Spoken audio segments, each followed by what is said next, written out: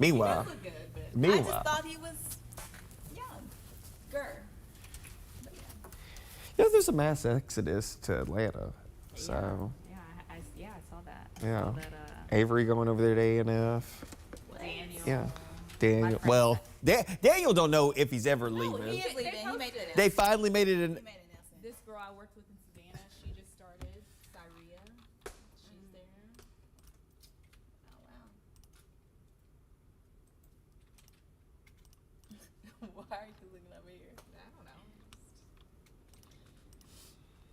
A lot happening in the traffic department this morning. Don't be surprised, everyone.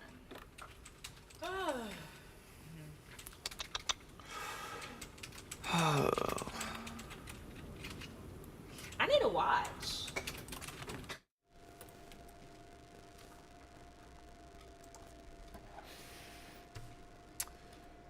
Good morning, everyone. Andrew Douglas here in the Action News 5 digital desk on this beautiful Wednesday morning. Take a look at that shot right there from our high five camera outside of our studios at 1960 Union Avenue. Beautiful shot of the sunrise.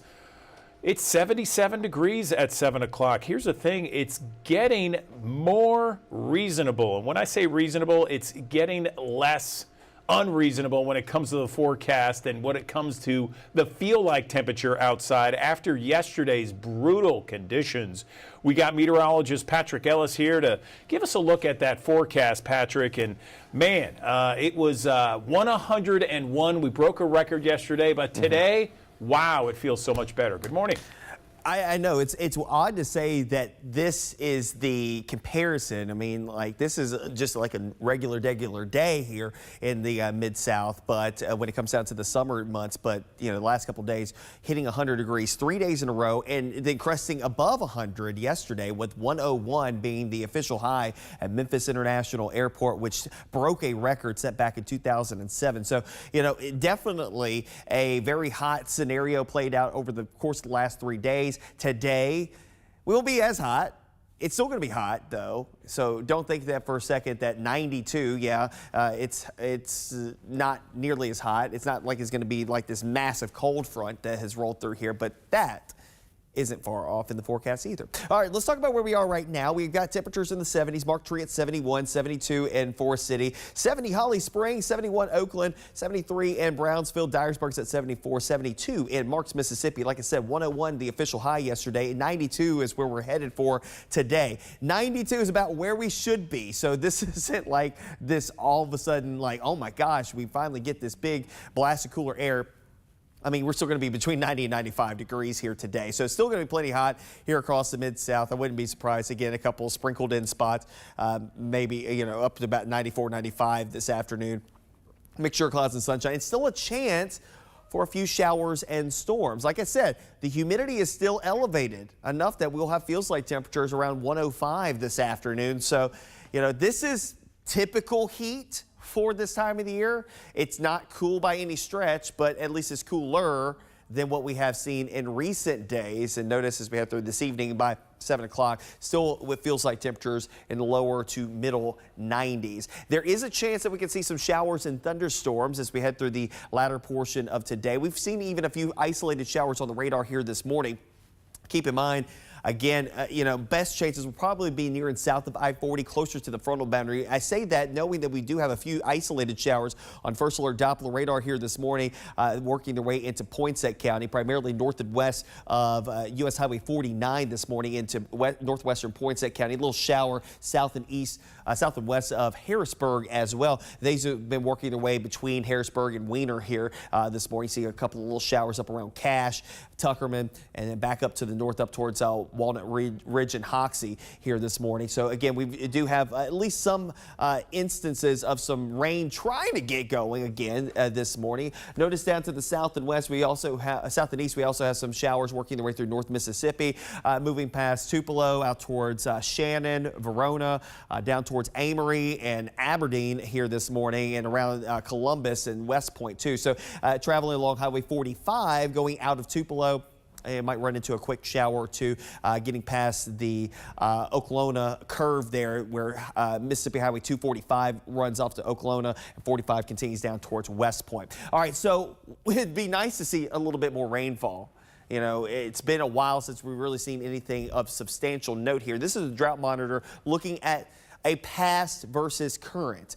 And of course, the past, when you go back 3 months, so we're in the end of August. So you go back July, you go back to June, you go back to May. It was fairly wet during the spring months here across the Mid-South. If you remember May, we had several waves of very heavy rainfall moving through the area. And then, of course, April was the bow that kind of the thing that broke the bow.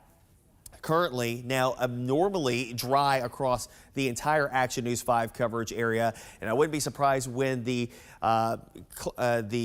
drought monitor comes out for tomorrow for this week. I wouldn't be surprised if this gets expanded further in our direction. Now, there are some opportunities for some rain, but generally below average rainfall amounts still in play here the next couple of days. Yesterday, we had some fairly strong storms moving across the region, had again 101-degree high temperature, and when you have that much instability, it can become explosive. We kind of had that yesterday with some of the storms. Still possible that we can see a few stronger storms developing here today as that frontal boundary works its way down to the south. Outside of any showers and thunderstorms, there'll be a mixture of clouds and sunshine as we head through the course of the afternoon hours here today. Still with feels like temperatures around 105, so don't think that we're done with the heat and humidity just yet, but you'll notice behind the front as it works its way southward through tomorrow, 60s and low 70s to start off early Thursday morning. That's not half bad. That's about where we should be for this time of the year, but it's not half bad comparatively to where we have been in recent days. And tomorrow, I think a fair amount of sunshine, still mixing with a few clouds from time to time,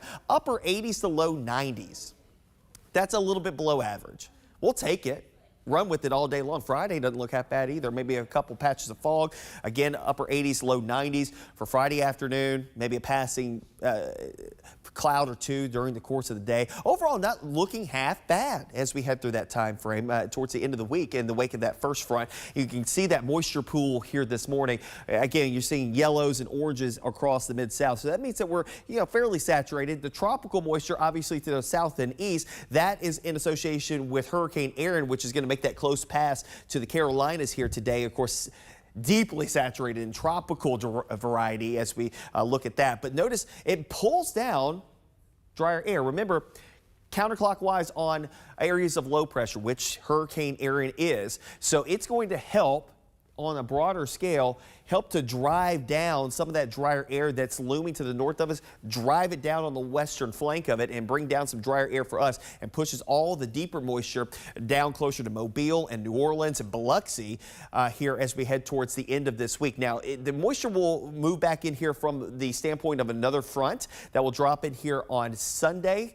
That will bring us another drop in humidity and even cooler temperatures to come along with it as well. A taste of fall, my friends, as we go into the end of the week. 92 on Sunday, 87 on Monday, 84 come up on Tuesday. I think we'll have a few more clouds, maybe a few showers, but we'll take whatever we can get at this point. And I think that will be something that we can all get behind here. 70s in Kansas City, 79 on Sunday, mid-70s on Monday as well as Tuesday. Even Louisville, Kentucky, 86 on Sunday, down to just shy of 80 on Monday and Tuesday. Low 70s up around Chicago. Jackson, Mississippi missing out, at least for now, on the first front. I think the second front may get a little farther south, may be able to eke out some 80s down in Mississippi's state capital by the time we head towards the back end of next week. So here's a look at the 7-day forecast. And again, 92 today, still a chance for a few showers and storms to bubble up with the daytime heating. Again, like yesterday, we could see a few stronger elements. Wind being the primary issue, frequent lightning, and of course the torrential rainfall moving off towards the south as we go through the end of the day. 72 tonight will be around the 90-degree mark both Thursday and Friday. 94 coming up on Saturday. There's still a little inkling of moisture that will be looming just to our south and east, trying to return back. So I wouldn't be surprised maybe in northeast Mississippi, in the eastern extent of West Tennessee, we might get a quick downpour too. I think most spots will likely stay dry on Saturday. Mostly to partly sunny on Sunday with that second front moving through the area. And look at the drop in temperatures. Again, we'll have 60s even in the city by early Monday morning. 87 with a high with a mixture of clouds and sunshine. A bit more in the way of cloudiness by Tuesday and a few more showers. 20 to 30% opportunities there. A high in the low and mid 80s. I think we can all be happy to see that. Friday this week, of course, our first Friday football fever of the season. Kickoff times should be about 6, 7 o'clock. I think we're going to be in the middle to upper 80s, low 80s by 8, dropping off into the upper 70s by 10 o'clock as those games come to an end. And of course, as you're watching Friday Football Fever right here on Action News 5. Saturday, we've got a small mention of a shower. Live at the Garden, Darius Rucker taking the stage. Not bad. I think it's a mostly a partly sunny day throughout the majority of it. 89 by 6, dropping off into the upper 70s by Saturday evening, dropping to low 70s by early Sunday morning. And again, we'll have another front moving through here Sunday into Monday. That brings us a more substantial drop with temperatures in the 80s for the final week of the month of August. Andrew? That looks amazing, Patrick. I mean, really, next week looks incredible. But what you were saying earlier, and I think what you said, was that because the humidity levels are going lower this week, we're going to be able to feel a difference tomorrow, you said? Even this morning, you kind of feel a difference, but oddly enough, our humidity levels actually went up a little bit. It's just because of the fact that we finally got a little bit of relief from the standpoint of a little bit of rainfall here across the area. Now, again, that second front that's going to move through, or the main front that's going to move through here later on today, that's what's going to push our temperatures down to the upper 60s and low 70s to wake up tomorrow morning. And gradually over the next couple of days, you'll be a bit more comfortable. Even though our temperature's still pretty toasty in the 90s, it's not going to be as stifling. And especially by next week, I think we have a big drop off in humidity that will take us into next week. So, I mean, Monday, even though you got a small mention of a shower in the forecast, it'll probably be later in the day. 87 is going to feel fantastic. In some instances, Andrew, Tuesday night into Wednesday, Wednesday into Thursday, some spots in the upper 50s for overnight lows. I love it. I love it. Meteorologist Patrick Ellis bringing us the good news to kick off the digital desk on a Wednesday. Patrick, thank you. No problem.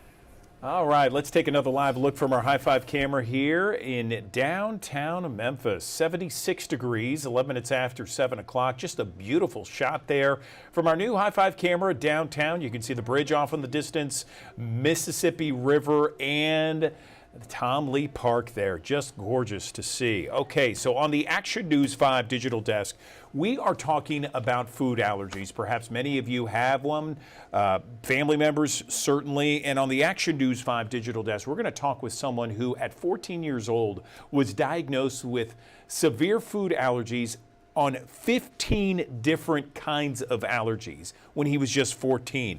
So we're going to talk to him later this morning about how he handles it all and some of the solutions when you have that kind of diagnosis. Also, we're talking about the best ways to do a mold check. Many of us have been out in the summer sun throughout much of the season, and it's always a good time to do kind of a mold check just to make sure that there's no cancerous moles out there. We're going to check in with an oncologist at UT Health Science Center about the best ways to do that. We're also going to be talking in depth on our first alert forecast. We got plenty more when it comes to interviews, plenty more to go here on Action News 5's digital desk.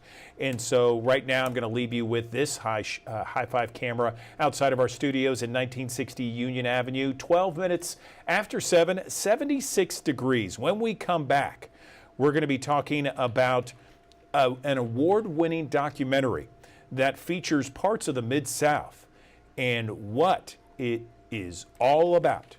That's in 60 seconds on Action News 5's digital desk.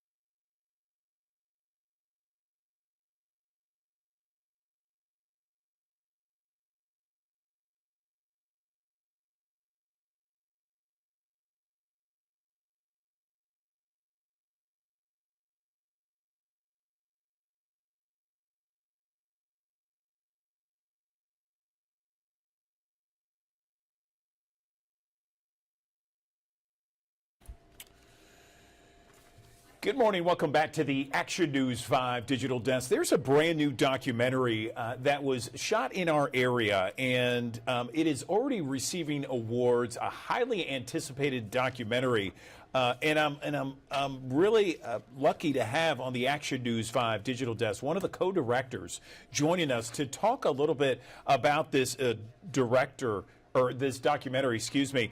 Andy McMillan is one of the filmmakers, and he is going to explain to us this documentary. It's called Mississippi River Styx, and I understand a little bit about the plot, but I want to hear it from you, Andy. Good morning. Tell us about Mississippi River Styx, and I understand part of the Mid-South is a part of this film. Tell me a little bit about the premise, and then we can get into some Q&A. Good morning. Sure. Good morning, Andrew. Thanks for having me. So Mississippi River Styx follows the story of Kelly Phillips, who finds out he has 3 months to live and decides he will spend his last days attempting to float the length of the Mississippi River in what is essentially a sinking houseboat. And we follow him on the full journey, and it has sort of everything you would expect from the Mississippi River for those that have spent time on it. The danger, the adventure, the sort of people that will give you the shirt off of their back. But then it's also animated by the sort of mystery around Kelly and what his true backstory is. But ultimately, it's really a film about something that's universal, which is grief. Yeah. Gotcha. And we have some pictures here of what I understand are pictures in Helena, West Helena, Arkansas, some of the areas where the filming took place. Can you explain what we're looking at? Yeah, so that's Tim Grant, my co-director, and Ben Joyner, who we see walking the plank there, holding the camera. So I met Kelly at a little bar in Memphis called Bar Dog. And a couple weeks later, we were on his boat floating down the river. And we were supposed to begin in Memphis, but when our crew flew in, we couldn't find him. And by the time we tracked him down, he was in West Helena. So our first 2 or 3 days were spent in that area. Gotcha. And I was reading up on this before our interview. I saw that this documentary, Andy, has already been critically acclaimed. Tell me about that. Yeah, we've been really fortunate. We had a great little festival run. We played 10 festivals. Our final, which is coming up this week, we won awards at half of them. One of which we won at Indie Memphis, a great festival that we really loved. We won, I think it's called the Ron Tibbett Soul of Southern Film Award. So we've been really fortunate. You know, these are sort of tough times for the film world. So to have the run that we've had has been really heartening. Right. So this is about a middle-aged man who is reportedly dying of cancer. He has this wish of floating or going down the Mississippi River on this makeshift houseboat with his dog. He stops in this one little area, and people kind of question his story. Is that the basic premise here? Yeah, absolutely. I think one thing that was really fascinating to me about the whole story was Kelly winds up kind of being an invitation for people to project.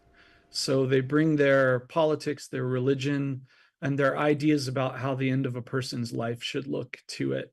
And a concept we had early on was that this story would be narrated by a daisy chain of unreliable narrators. So we use Kelly to kind of get a window into a myriad sort of points of view on grief, on the end of life, and on what it means to live with cancer. Interesting. Okay, so I know about Bar Dog. I've been there plenty of times, and I've been to Helena, West Helena as well. Where can people check out the documentary? Because I know we have thousands of people who watch each and every morning here on the Action News 5 Digital Desk, and they're going to be intrigued. They're going to want to watch. Where can we do that, Andy? Sure. Thanks so much for queuing me up for this. So we're screening Thursday at 3:30 p.m. at Filmland in Little Rock, Arkansas. And then we are thrilled to announce that on August 22nd, we will launch our streaming premiere on a streamer called Documentary Plus, which you can find online. Excellent. Okay, Documentary Plus. Any other place? You mentioned Thursday, 3:30 in Arkansas. Any other place where it might be in theaters at some point later? Is it one of those things where it's kind of at some point, maybe later down the road, it may premiere in some other movie houses close by? Probably not in your area necessarily. We might wind up doing New York and LA premieres, but we're still kind of working out some of those details. But if you want more information, you can follow our film's Instagram account, which is at Miss River, RVERSTYX, and we'll be posting all of our updates there. Okay, Mississippi River Styx, co-director Andy McMillan joining me on the Action News 5 digital desk. Thank you so much for the insight. We appreciate it. I know a lot of people are intrigued and interested to watch it, so we'll definitely check out your social media footprint and see what's going on. And good luck and congratulations on the success so far. We appreciate your time on the digital desk, Andy. Thanks. Thanks so much.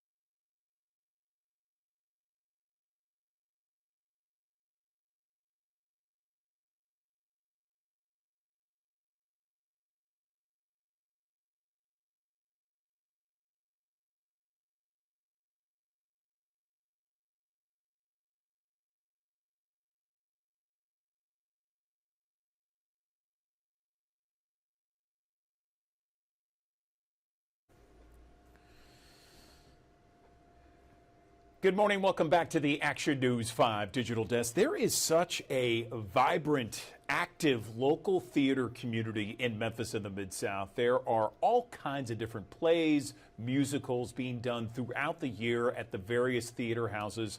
And coming up later this month, there is an award ceremony to recognize some of that. I'm joined on the Action News 5 digital desk, Executive Director of the Ostrander Awards, Elizabeth Perkins, joining us now. So, Elizabeth, good morning to you. Tell me about this award ceremony and how it began. I understand this is the 41st ceremony. That's right. That's right. Good morning. Thanks so much for having me on. This is my favorite thing to talk about. It represents one of the greatest aspects of Memphis. I think we are incredibly unique and blessed to have as many theatrical outlets as we do. And so this event's been around, like you said, this is our 41st year, started back in 1984. And the idea is to recognize excellence in theater, but the bigger idea is for us to all get together and have a great party. So it will be at the Orpheum Theater next Sunday, August 24th. The show will start at 6:30, and it is celebrating the 16 organizations that participate in the Ostranders. Last year, we adjudicated over 63 performances from those 16 organizations, and it's just a great night to get together and party and celebrate. That sounds fantastic, Elizabeth. So August 24th, is this open to the public? Is it just open to all theater folks, fans of theater, people involved in theater? What? Absolutely, it's open to the public. If you saw a show this year, you really should come and join us. It is so much fun to get to see the people who create the magic that they bring to you on stage. There will be 8 performances from the 8 musicals nominated for Outstanding Overall Production. So you'll get to revisit some of the greatest moments of this past season. But more importantly, you get to just be with the people that you've seen on stage all year, and get to meet the people who are backstage and make that magic happen. So it is absolutely open to the public. Tickets are $20. You can get them online. They do go up to $25 at the door, so I suggest you go online and get those. But it's a great party. We have a reception beforehand, and we'll stick around for a while after and mingle and get to just chat and be together. Because the great thing about theater is that we always go and support each other's work, but we don't often get to see each other because we're doing our own shows. So this is the one night of the year that we're all off. We all get together at the Orpheum and party. That sounds great. We all like a good party, Elizabeth, that's for sure. You mentioned, is this for everybody that is participated in theater across Memphis, across the Mid-South? Tell us who this includes. Yeah, so we are currently focused on the Shelby County area. So we include, there are 16 theaters that are included in our adjudication right now. We've been working very hard to grow that over the years. I've been involved since 2014. Back then, we only had 6 theaters involved. So we've been working very hard to be able to increase the number of theaters who can participate. And we have 20 judges who see all of these shows. And this year we had Casa Teatro join us. It also includes Germantown Community Theater, Hattie Lou Theater, New Moon, Playhouse on the Square, Theater Memphis, and then also Actors Renaissance Theater, Bartlett Performing Arts, Collierville Arts Council, Emerald, Friends of George's, Lone Tree Live, Cork Theater, Rhodes Theater Guild, Three Diamonds Productions, and the University of Memphis. So it spans collegiate theater, community theater, professional theater. We've got a place for every organization. Wow, that is fantastic. Amazing stuff, and really just kind of a wide breadth of theater all across Shelby County. And so this is August 24th. Tickets are only $20 either. It sounds like quite the deal for such a great party, recognizing some of those local thespians, right? Yes. And the culmination of the evening is what we call the Ugart Yarian Lifetime Achievement Award. And this goes to recognize a person each year who has dedicated their life to serving the Memphis theatrical community. And this year we are honoring Cecilia Wingate. You've probably seen her work on stage. She's done quite a bit of work at Theater Memphis, directing shows there like Young Frankenstein and The Producers and Haint. She was in Haint. But so we're honoring her. So a big piece of the evening will be about her work and just a tribute to her and everything she has given to the Memphis theater community. Fantastic. Okay, so where can people get tickets, Elizabeth? So you can go to our website, memphisostranders.com, and there is a link from the homepage there. You can also visit our Facebook page, which is facebook.com/memphisostranders. Or you can email me, elizabethperkins@gmail.com, and I'll send you a ticket. That sounds fantastic. Elizabeth Perkins joining us on the digital desk to talk about the Ostranders Award ceremony, August 24th, a great time to recognize all those great people involved in theater each and every year, the 41st annual. Elizabeth, thanks for coming on the digital desk and telling us about this great party. Congratulations on everything, and look forward to checking it out and look forward to recognizing more great theater across Memphis and Shelby County. We appreciate your time. Thank you so much.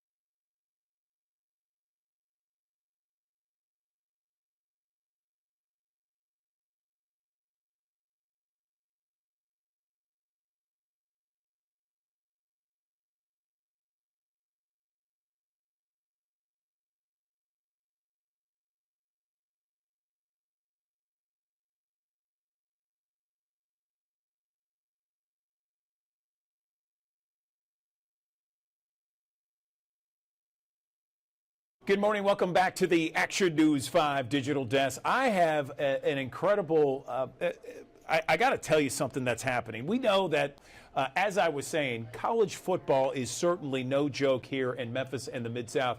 And the town of Collierville is doing something extraordinary this year.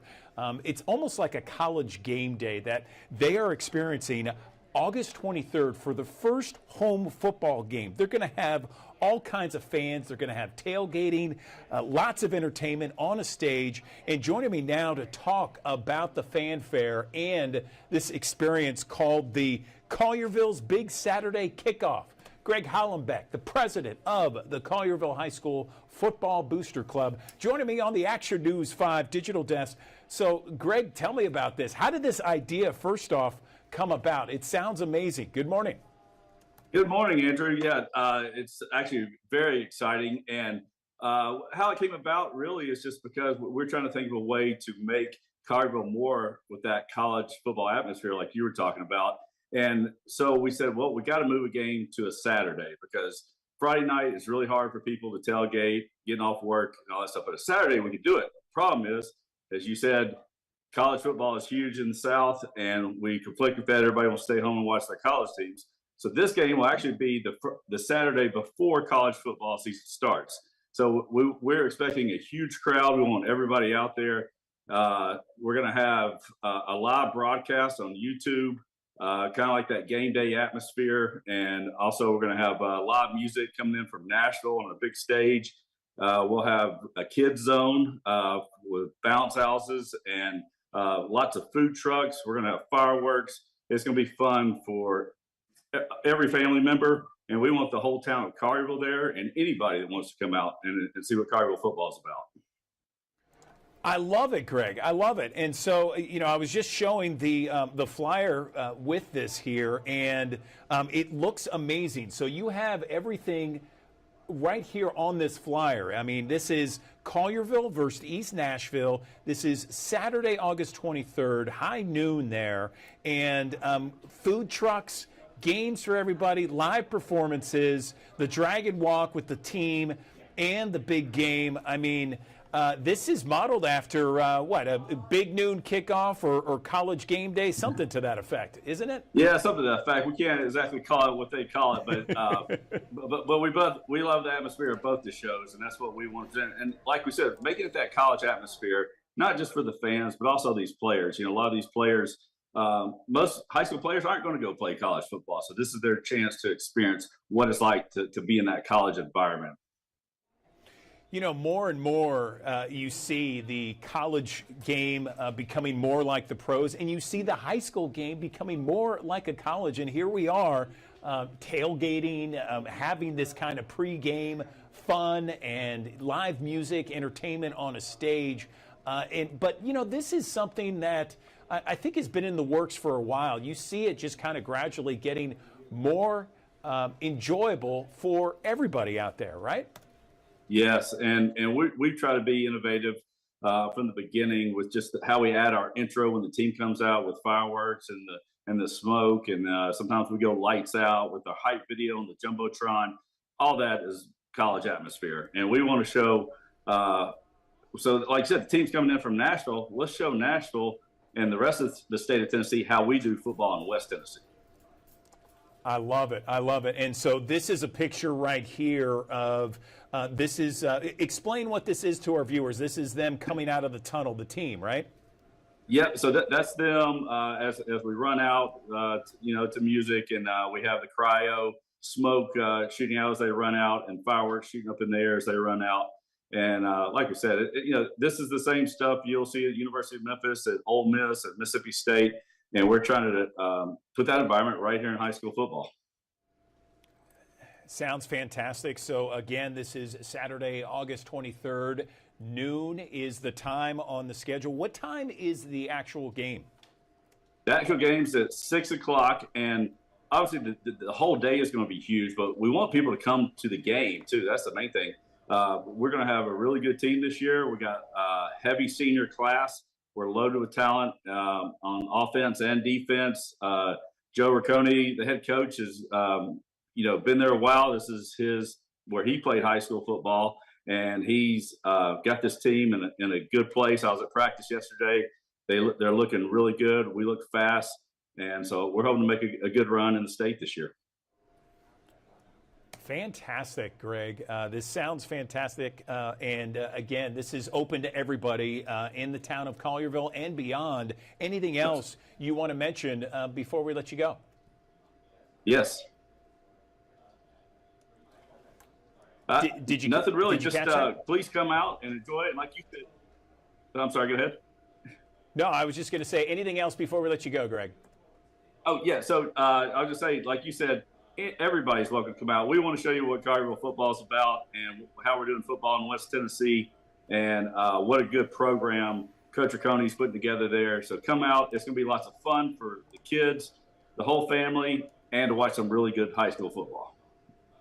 Fantastic. All right. Greg Hollenbach, the president of the Collierville High School Football Booster Club, joining us on the Action News 5 Digital Desk, talking about big Saturday kickoff in the town of Collierville, August 23rd. Festivities begin at noon with the game at 6 o'clock. Greg, thank you so much for coming on, and good luck on an amazing season ahead. We appreciate it. Thanks for having me, Andrew. We'll see you Saturday, August 23rd. You got it, Greg.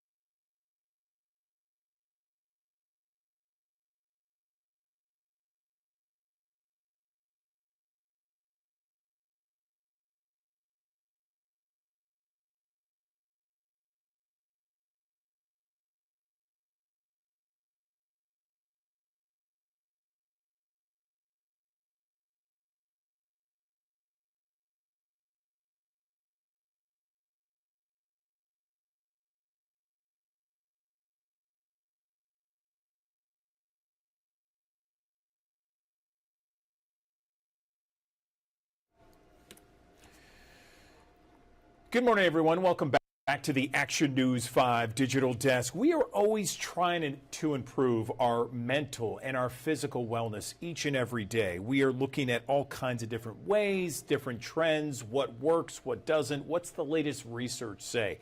And sometimes some of the best methods and the best ways to get the optimal health, mentally or physically, is to be old school.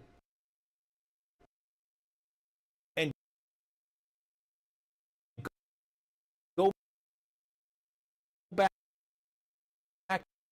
to the original, the fundamentals. Joining me on the Action News 5 Digital Desk, I am joined right now by Anna Langston. She is an associate professor of teaching for the College of Health Sciences at the University of Memphis.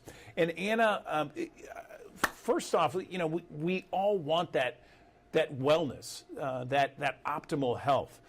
What are some basics that we could do today, you know, not next week, not this weekend, today, to get that wellness that we so desperately want? Good morning. Good morning. Thank you so much for having me. Absolutely. The basics really have not changed. We know that we need to move more. We know that we need to get more sleep, 7+ hours of sleep a night. We know that we need to drink more water. We know that we need to make sure that we're getting enough fruits and vegetables, 5 servings plus a day of fruits and veggies. And it can be so easy to be kind of dazzled by our latest fitness trends and maybe become a bit overwhelmed by all the things that we are seeing out there in the informational age, right? We are always hit with what we need to be doing, what we should be doing. But I really want to go back to making sure, where are we at, assessing our baseline, where we're currently at as far as those hallmark basic things that we should be doing. Many times I teach a course called Principles of Health Fitness Instruction.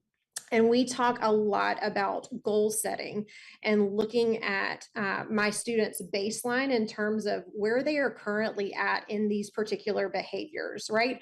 Where are you currently at in terms of physical activity? Are you getting in any type of physical activity.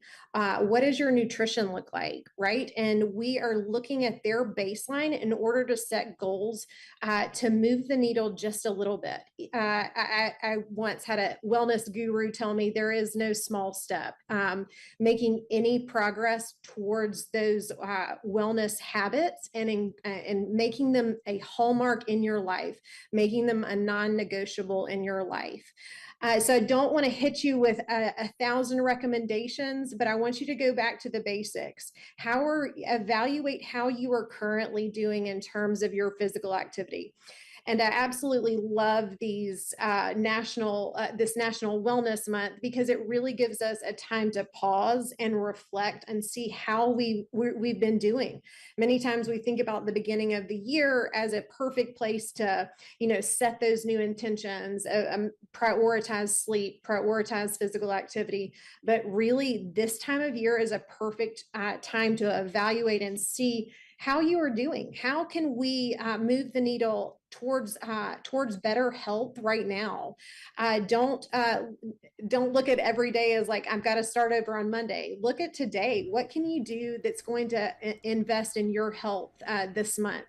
And I encourage you to choose one thing and make it a priority. And that one thing can turn into a two days a week and even more. So where do people make the biggest mistakes, Anna? Because you mentioned, 7+ hours of sleep, fruits and veggies, drink lots of water, physical activity. Where do people fall short the most? A lot of my time has been spent. I worked in wellness and fitness center management at Smith and Nephew here in Memphis. And one of the things I would see a lot of times is people would not be exercising at all, and then they would make a goal that was that was too big, right? It didn't account for them. Maybe they made a goal to exercise 6 days a week and they weren't currently exercising. I encourage you to tone down those large ambitious goals. Make it small. Make it something that you look forward to, that you can do, and that you're confident that you can do it. And one of my biggest pieces of advice is absolutely pull in a friend. If you have somebody in your life who is really good at one of these particular behaviors, pull them in with you. Join alongside them. We need each other. I'm a really big believer in encouragement, right? In that social aspect, because you can really hit multiple dimensions of wellness when you are working in the physical domain, exercising, bringing in a friend, trying a new class, and you can make it more fun and accomplish multiple dimensions of wellness and not just the physical dimension.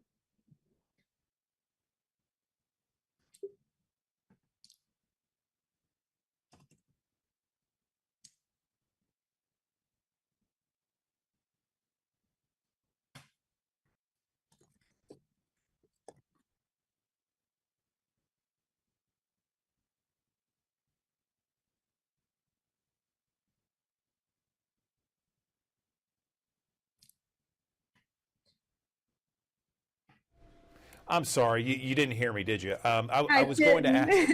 I'm so sorry, Anna. Let me ask it again.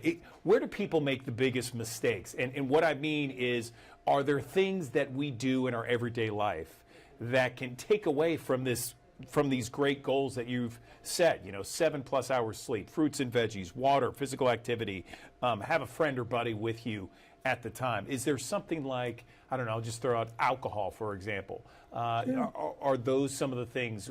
Where do people fall the most when it comes to trying to reach these goals? Sure, absolutely. And in addition to one of the biggest things that we see as a barrier to achieving our goals is time. We are in an environment that competes for our time everywhere. Schedules demand, our jobs have lots of demands. Our children, our family, friends, all of that is pulling on us. But really, if we back it up and make health our priority, not the only priority, because it's certainly not, but it should be a priority in our lives, because we are investing in ourselves and in our future selves today, as well as our future, and how we want to spend that and how we can live optimally. I like it. I like it. Anything else before we let you go? Certainly, health needs to be our priority, among other things, but it has to be up there if we want to have this kind of optimal wellness that we've talked about. Anything else? I would just say, give yourself grace. It is easy to beat ourselves up about everything that we should be doing. And I don't want to discourage you or give you one more thing, but encourage you to choose one way that you can celebrate National Wellness Month this month and invest in your future self. Okay, Anna Langston, professor, University of Memphis College of Health and Sciences. Appreciate you coming on the Action News 5 digital desk with the thousands of people that watch each and every morning. Thank you for the insight, the tips, and simple ways to improve our health. We appreciate it.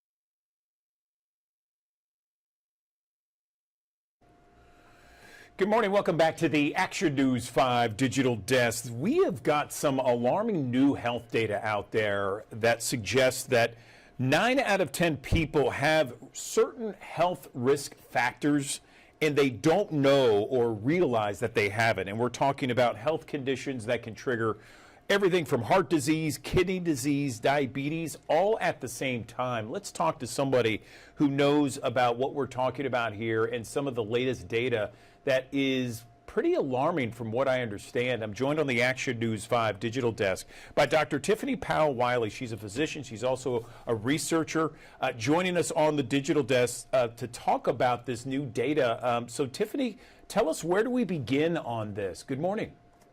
Hi, good morning, Andrew. So we want to make sure that people are aware of cardiovascular kidney metabolic syndrome, or CKM syndrome. And it's really about these interconnected diseases, things like diabetes and obesity, that put you at risk for heart disease and even kidney disease. And it's important to understand that all of these are interrelated, they're all interconnected, and one can put you at risk for the other, but also treatments that are out there can affect risk for each of those. And all of it affects heart health. So, okay, so cardiovascular kidney metabolic syndrome or disease, explain what that is and maybe some warning signs that our audience would enjoy knowing. So it's important to know that that CKM syndrome really relates to the fact that conditions like heart disease and kidney disease can't be treated in isolation. These are things that affect each other. And really, we want to emphasize that your body is interconnected. And so when we think of talking to our doctors about risk factors for heart disease, we want to ask not only about our high cholesterol, our blood pressure, and how it relates to our risk for heart disease, but also what does our kidney health look like? And that because that's important to think about as a risk factor for heart disease. Yeah, I would think so. So this is something where a lot of people, we mentioned off the top, that they don't even know that perhaps they are dealing with something that could really change the outcome of their lives, certainly their health. Can you explain a little bit more about what this data is saying and how people need to be more aware of what exactly is going on? Absolutely. So it's important to think, as you mentioned, that 9 out of 10 US adults have a risk factor for heart disease or kidney disease. Those are risk factors like obesity, diabetes, high cholesterol, high blood pressure. And so that's where it's important to know what those risk factors are, know your numbers, ask your physician about your numbers, but also understand that reversing and treating many of these risk factors can actually prevent not only heart disease, but also kidney disease. Okay, so I was just going to ask you, Tiffany. Let's talk about prevention. So if we have one of those, and people are, by the way, our thousands of people that are watching, everybody should be getting a physical yearly. And if you have one of these conditions, then what? So if you have one of these conditions, it's important to know what your numbers look like. Again, know what your blood pressure looks like, know what your cholesterol looks like, but also ask your doctor about treatments that are available, because many of the treatments that are available now for heart disease actually can treat things like kidney disease. And so making sure that you're on the right medications, but also making sure that you get the important physical activity and get the right diet for you. And so that's information that your doctor can help you provide and get the right information for you.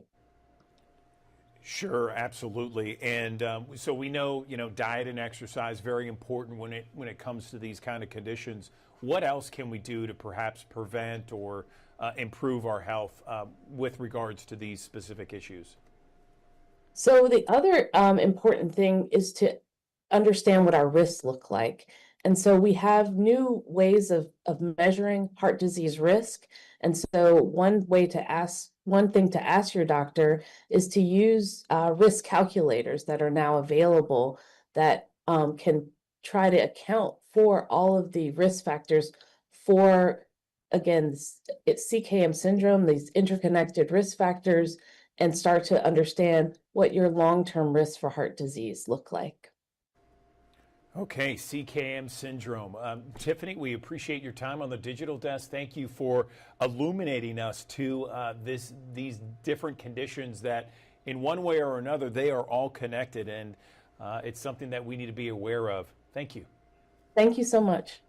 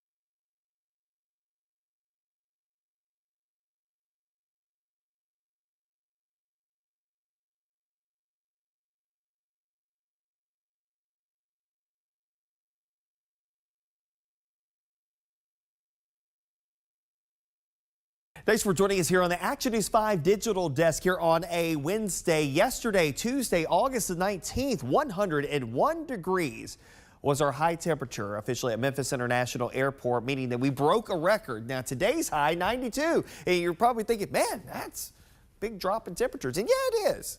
But it's also about where we should be for this time of the year. So finally, the searing heat that we've seen as of late finally starts to come back down closer to reality. Lower to middle 90s here today, between about 90 and 95 this afternoon. 95 in places like Marks and Clarksdale this afternoon, about 90 degrees elsewhere. And we still have a chance for for a few showers and storms with a north breeze coming in around 10 to 15 miles per hour. There's still enough humidity, enough moisture in the atmosphere for not only the opportunity for a few showers and thunderstorms, but also the opportunity for feels like temperatures to crest closer to about 105 this afternoon. So take care in the heat if you do have to be outside for any prolonged period of time. But this is more of your standard operating procedure when it comes down to heat and humidity combination here across the Mid-South, like we have seen in recent days previous to this past wave of heat.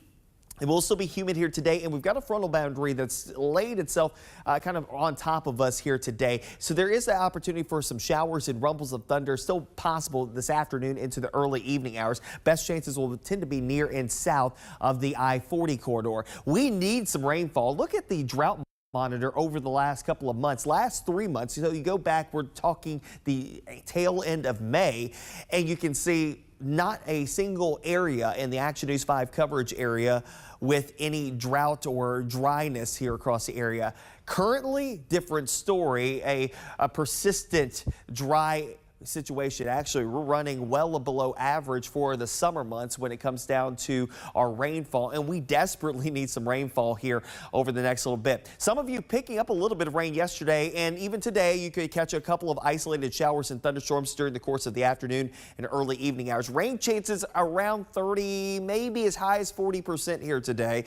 And understand that any showers and thunderstorms that are able to flare up, they'll be able to tap into the atmosphere that will lend itself to a few gusty elements, heavy elements, as they roll southward along this frontal boundary that will eventually dry us out. Actually, drier air does begin to filter into the area as we head into your Thursday. Upper 60s and low 70s early in the day. Some morning clouds, afternoon sun breaks, temperatures upper 80s to low 90s.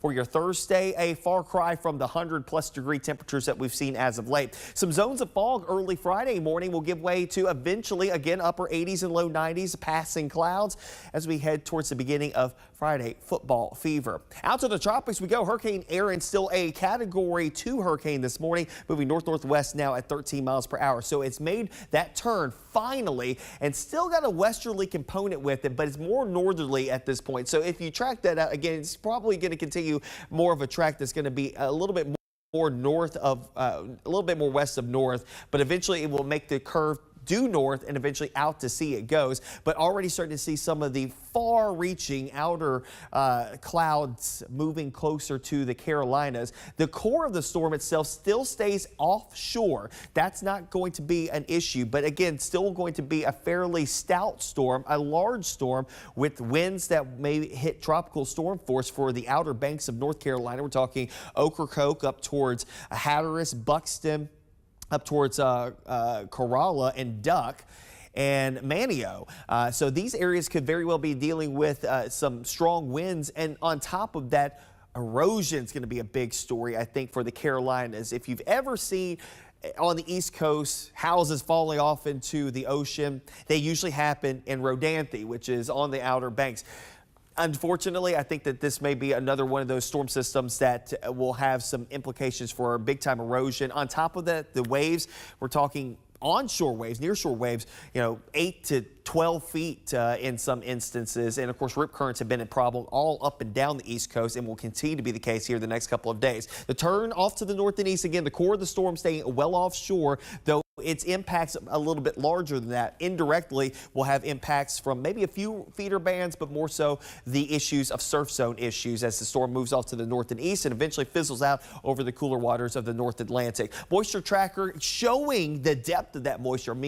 Very deep moisture right around the center of circulation as it makes a turn off to the north and east. Oddly enough, Erin will actually help out our forecast because on the western side of this very large area of low pressure, it's dragging down drier air from Canada directly into the Mid-South. So that means for us, our humidity levels will go down. Look at all the deeper moisture getting shunted down towards the Gulf Coast, and a secondary blast of drier air moves in here with a secondary front that moves in on Sunday. So less humid air and lower temperatures will come along with it as well. A taste of fall, my friends, even though they will have a little surge in temperatures through the weekend. Look at the numbers by early next week. 87 Monday, 84 come Tuesday. That is well below average. The average high, 91. And yes, today is actually the turning point for us. And what I mean by a turning point means our average highs don't go up, they go down for the remainder of the year, all the way through the winter season. 92 the high temperature for today, about 90 or so for your Thursday and Friday. Some spots in the upper 80s. I think it's going to be a gorgeous couple of days here, but we got to get past a couple of these storms again this afternoon. Don't be surprised if one or two of those could be a little bit heavy and strong during the afternoon and early evening, but should be done by about 9 or 10 o'clock this evening. Upper 80s, low 90s, like I said, Thursday, Friday. Low and mid 90s come Saturday, Sunday. Still a chance for an isolated shower. I think that there will be a chance mainly east of the city of Memphis coming up on Saturday. Another chance for a shower or two coming up Monday. More so, I think Tuesday. We'll watch Tuesday closely because there may be a residual front just kind of looming overhead, keeps more clouds in the sky. So that will actually keep our temperatures at bay too. We'll be in the middle and upper 80s coming up on Monday, lows in the 60s, 84 coming up on Tuesday. That will operate eventually when you wake up early on Wednesday morning in the mid 60s, and I think lower 60s and some sprinkled in upper 50s by Wednesday night into early Thursday morning as temperatures start to creep back up through the middle and upper 80s with a mixture of clouds and sun. Well below average for the latter portion of the month of August. We'll take it and run with it after several days of 100+ degree heat.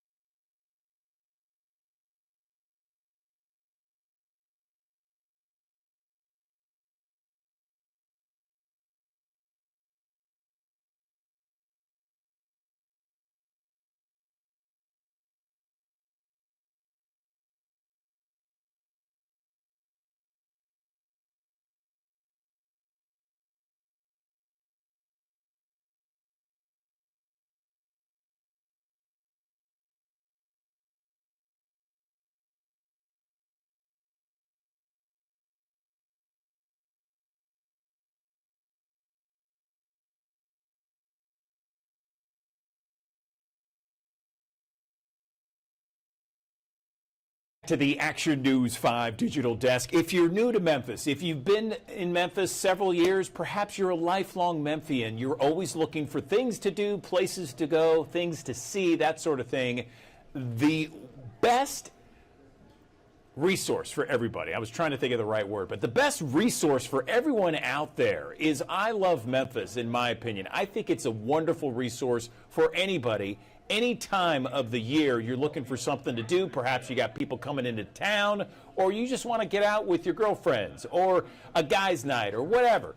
We got Jalen Suchek joining us on the Action News 5 digital desk. She is always in the know when it comes to I Love Memphis and I Love Memphis blog. She runs it with some others out there. And how's that going, by the way? You've been doing this now for quite a bit. Everything going well, Jalen? Good morning. Yeah, it's great. And Andrew, I mean, I love your intros. You always give the best intro, so thank you for that.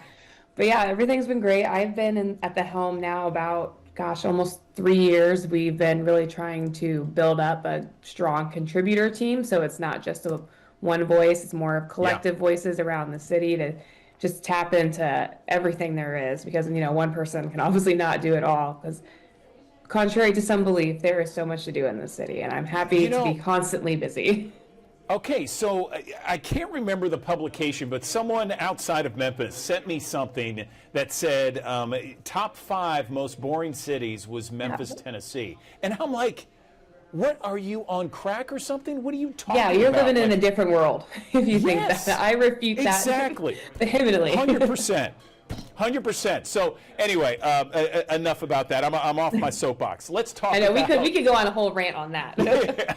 I know I'm preaching to the choir. Jalen, let's talk about these happy hours that I understand are bigger and better than ever these days, right? Oh yeah, I mean, in restaurants, we know it's hard, so they have to be a little more competitive. So we always have a happy hours guide to deals. Blog, we just recently updated it because, like the Memphis weather, happy hour deals change quickly. So I say this all with preface that, call ahead if you want to confirm it, or look on their socials just to make sure that it's still accurate. Because again, it can change, they might have new offerings or different days, different hours. This is why we have to routinely update this guide. But I had to ask you, Andrew, do you have a favorite happy hour around the city? I wish I did. I think I might need to. Give me some We'll pointers. find you one by the end of this. Okay, awesome. Thank you. Yeah, so I guess I can just hop in. So our guide has about 15 spots. And I mean, of course, that is not speaking to every great happy hour in the city. We really tried to boil it down to places that have good daily happy hour offerings. 'Cause, some places maybe it's just a Monday night or a Thursday night.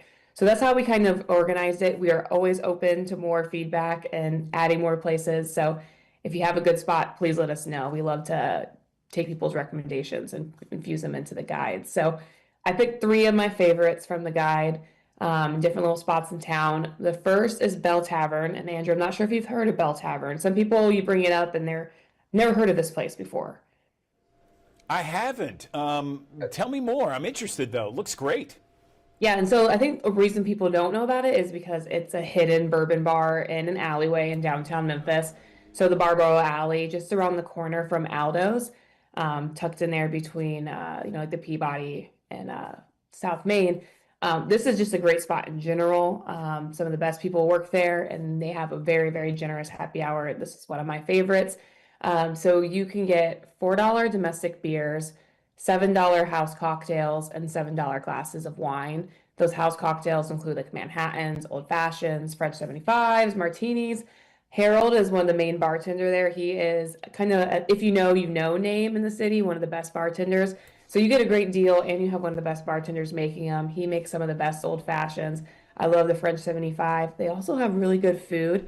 And if you're still having difficulty placing it, it's in the back of where 117 Prime was. So they use that. Okay, yes, I know where that there. is. You had me at Hidden Bourbon Bar, Jalen. That sounds like a winner to me. Yeah, when we posted a reel of them, people were like, I've worked in downtown my whole life and I didn't know this existed. And it's been there for several years. So I always love to share that one. And that happy hour deal is Tuesday to Saturday from 4 to 7. So pretty generous because you don't have too many that give you a Friday and Saturday for those happy hour deals. Sweet. What else you got? We are moving into Midtown now. This is one of my favorite bars in the city to go to for a cocktail outside of happy hour or with happy hour. The great news is they have a very, very good, nice, generous happy hour. I am amazed that they still continue having it. It's such a good deal.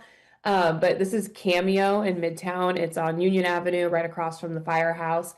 They have, for their happy hour, half off classic cocktails, draft beer, and glasses of house and red wine, white wines too. And then they also do an $8 Cool Kids burger, which is so delicious. You have to order it. But this is, one of the best cocktail bars in the city. They have just numerous cocktail options. And normally when you're talking about quantity, you're kind of fearful about the quality. You get both at this bar. It's one of my favorites. And their sister bar, Mary's BOTE, also has a great happy hour. That's the Tiki Bar in Cooper Young. But you can get this happy hour Monday through Friday from 4 to 7. And on Monday, it's all night long. But love Cameo. It's a great place if you haven't checked it out yet.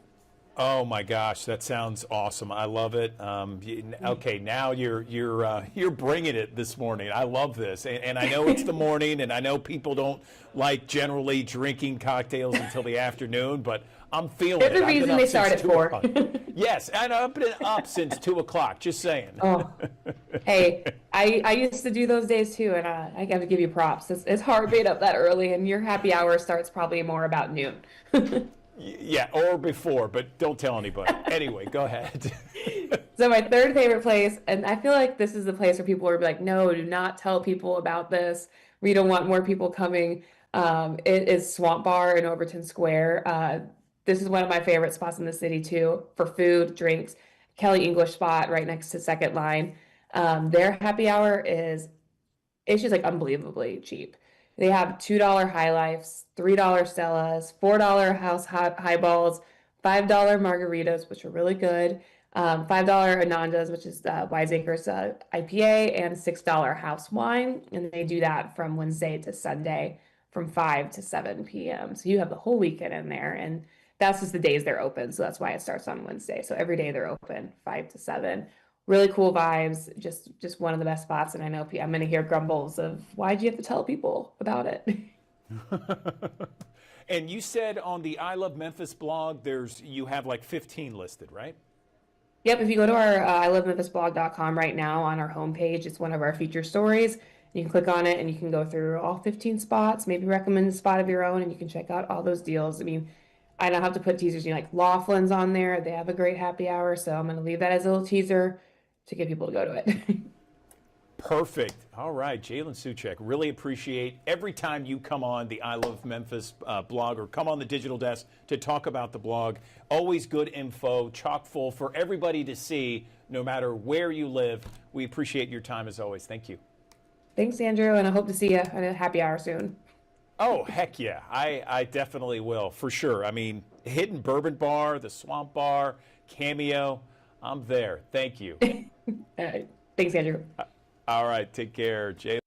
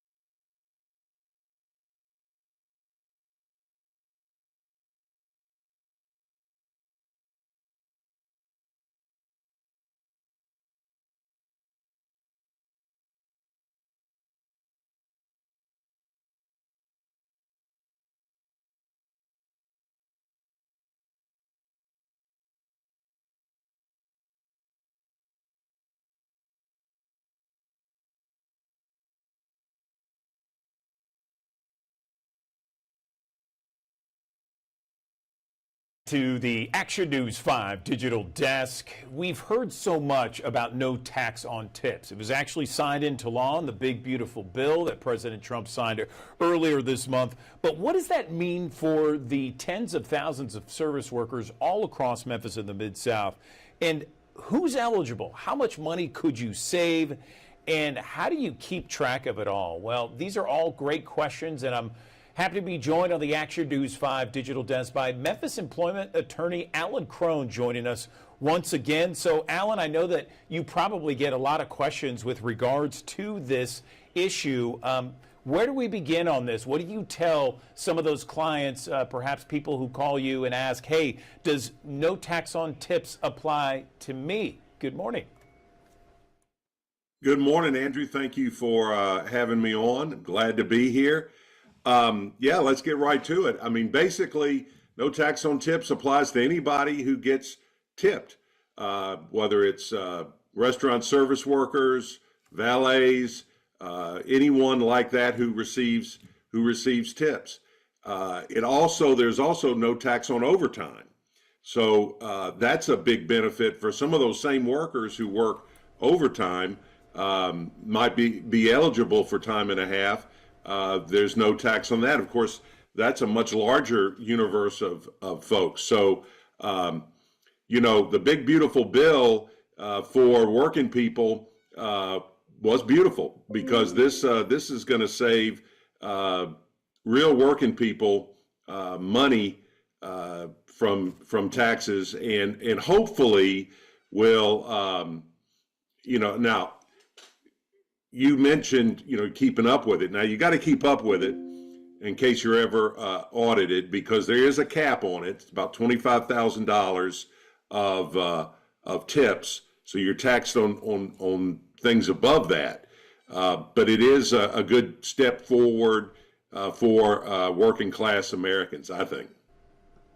Okay, good to know, and thank you for weighing in on that. I was going to ask about a cap. Is there a cap on something like this? And what do you recommend, Alan, as the best way to keep track of these tips and overtime as well?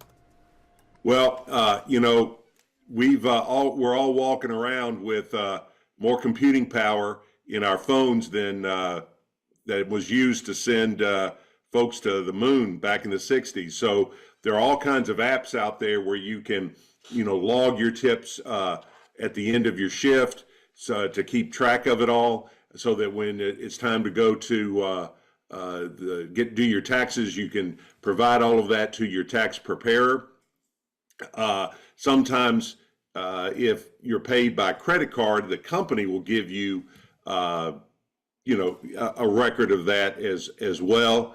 And the last thing is it's old school, but there's nothing that replaces a good spiral bound notebook. You can get them in all kinds of sizes and just keep track of it that way. I would imagine, most of my clients who are restaurant workers, for example, they keep track of it pretty much as you go, and make sure you're keeping track of the tips that you keep. Some, in some situations, you may, if you're a waiter or waitress, you may split your tips with the bus folks or, someone else in the facility. And so make sure you're only you're keeping track of all of that, so that you don't, you're not getting taxed on money that you didn't actually receive because you paid it out to someone else. So let me ask you, you mentioned it just briefly. Is there a cap? Is 25,000 the cap on this? Yeah, yes, 25,000 is the cap. So anything above that, you'd be taxed on regularly. Okay, got it. And so essentially, you're saving an individual who's in the service industry, gets tips, whatnot. I mean, how much are they going to be able to save? Is it ballpark? Well, it depends on the tax bracket, but anywhere from a third to 25% of that 25,000. If you hit the top. Andrew, your producer, told me there would be no math, so I don't want to do that math in my head, on the fly. But someone can do that, and that's thousands of dollars. I mean, for most of my clients, $3,000, $4,000, $5,000 in savings is a huge amount, and so I think it's a great thing. Yes, and you mentioned, and I just want to reiterate, this is anyone who gets tipped or anyone who receives some sort of tip, overtime, that sort of thing, is eligible. It doesn't have to be a certain, waitress, server, host, that sort of thing, right? Well, that's right. Mainly, I think we're looking at restaurant workers who are the most tipped, and they, I don't want to get off on a tangent, but there's also what we call the tip credit, which is a special wage and hour law for folks that are customarily tipped. And if a large part of your revenue or compensation is tip based, then this applies to you. And then if you're eligible for overtime, the overtime element of this applies to you as well. Anything else you want to mention before we let you go, Alan? This has all been very helpful for the thousands of people who watch us each and every morning. I would say this, that the tip credit, particularly for restaurant workers, is often abused. And so if you feel like if someone feels like they're sharing tips with people they shouldn't be sharing tips with, or you're not getting credit for all your tips, then you ought to go see the Department of Labor or an employment lawyer about that, because if people who are subject to it, and I'll tell other listeners and watchers too, most waiters and waitresses are paid $2.13 an hour plus tips. And so tip your waiters and waitresses. Over tip your waiters and waitresses if they do a good job, because that's where they're getting most of their compensation. And most people don't really know that. Great advice there from Memphis employment attorney Alan Crone on the Action News 5 digital desk. Alan, again, thanks for your time here. We appreciate all the knowledge. Thank you. It's my pleasure. Always glad to be on the program.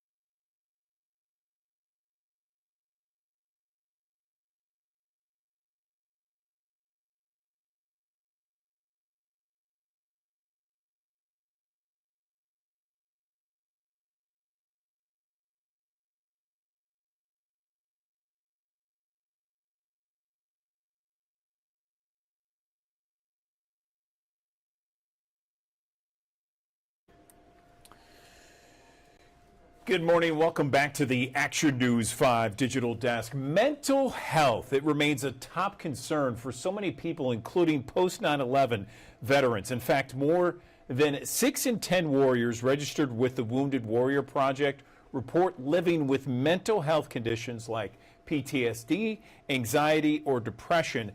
But mental health isn't about veterans or a military issue. This is a human issue, and men oftentimes are less likely to receive any kind of mental health treatment than women in the past year. That's according to the National Institutes of Health. Joining me now on the Action News 5 Digital Desk, I have the pleasure of talking to two men here. One NFL defensive end, Morgan Fox, and his father, Joe Fox, an Army veteran and a Project Odyssey regional director for the Wounded Warrior Project. Gentlemen, good morning to you both. First off, Joe, let me start with you and tell me about the mental health challenges that veterans face when they return to civilian life. Good morning. Yeah, good morning. Warriors can face a host of challenges when they return to civilian life. Something like post-traumatic stress disorder, isolation, being loss of identity, loss of purpose, anxiety, and depression are just some to name a few. Got it. I totally get that. Morgan, over to you. First off, tell me what it was like growing up in a military family and some of the challenges that you saw from your perspective. And then, you know, you're an NFL star. You're in the NFL. I'm sure you see mental health as an issue where you are as well. Is that right? Yeah. You know, at the end of the day, I think Warriors and football players, athletes in general, we all kind of share some commonalities when it comes to mental health.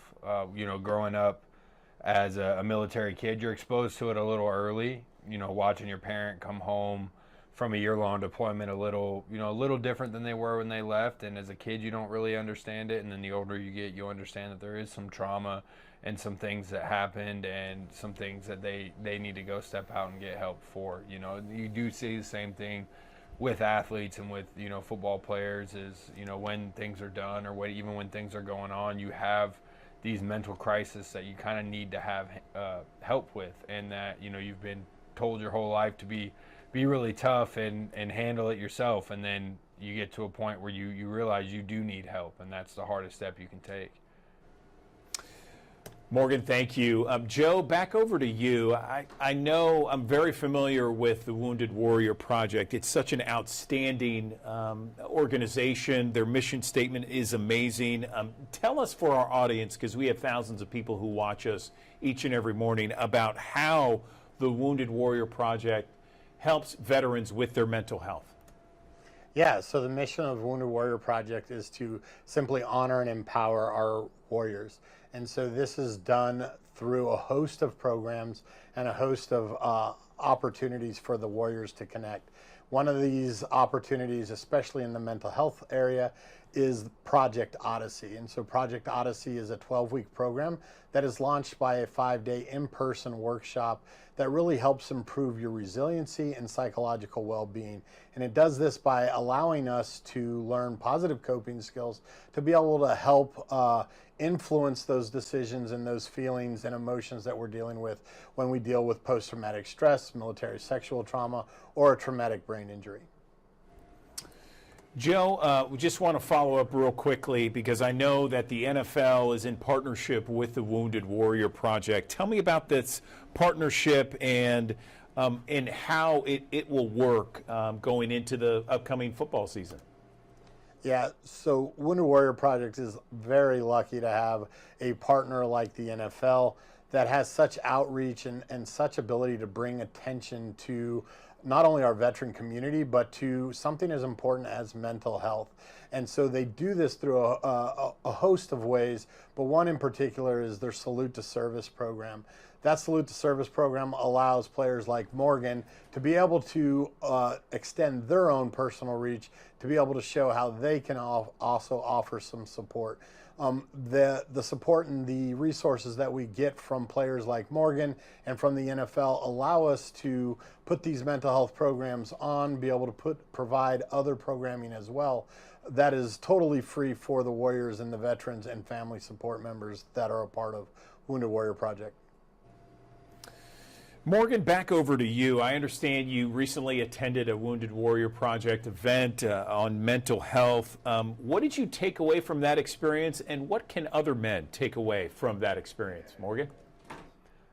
Being at the Project Odyssey was incredible. I got to watch a lot of veterans who didn't know each other come from across the country really come together and learn how to cope with their whatever issues that they're going through. And the first thing I saw was that a lot of them realized that you're not alone, and that's one of the biggest things I took from it is just because you feel isolated or you feel like you're by yourself, you're really not. You're not alone. There's someone going through it the same way you are, and to be able to have that 5-10 minute conversation and learn these coping tools and learn how to dig yourself out of a hole is something that I really took from it. And then I just think at the end of the day, you know, we men will look at, you know, trying to be tough, trying to be macho, trying to be, you know, carry these loads by yourself and not burden anyone else with it. And then at the end of the day, you got to just take that really hard first step of just asking. Just go ask for help. Go find someone, go find a professional or a friend that whether you know, they can help identify the problem or just be a big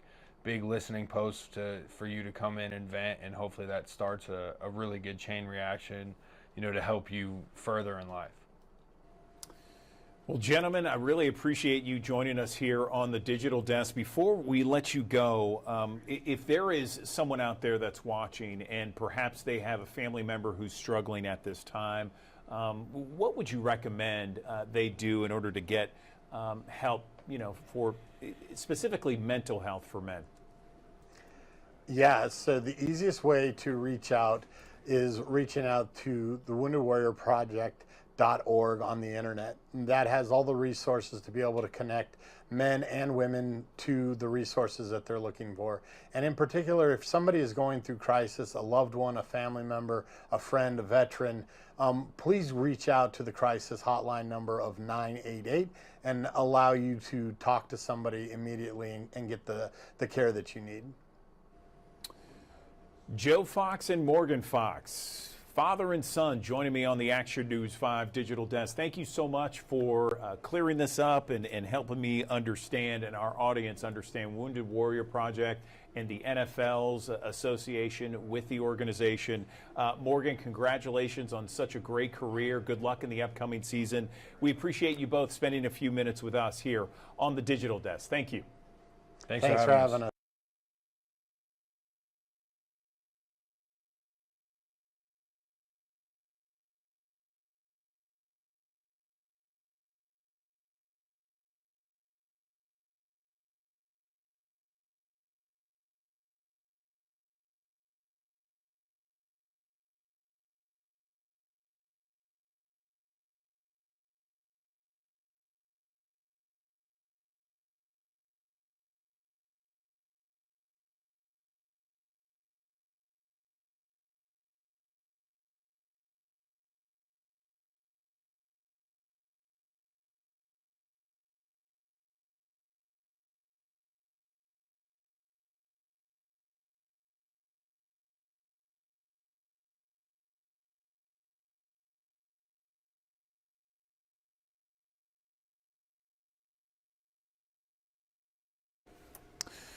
Good morning. Welcome back to the Action News 5 Digital Desk. Well, you've seen the headlines this week.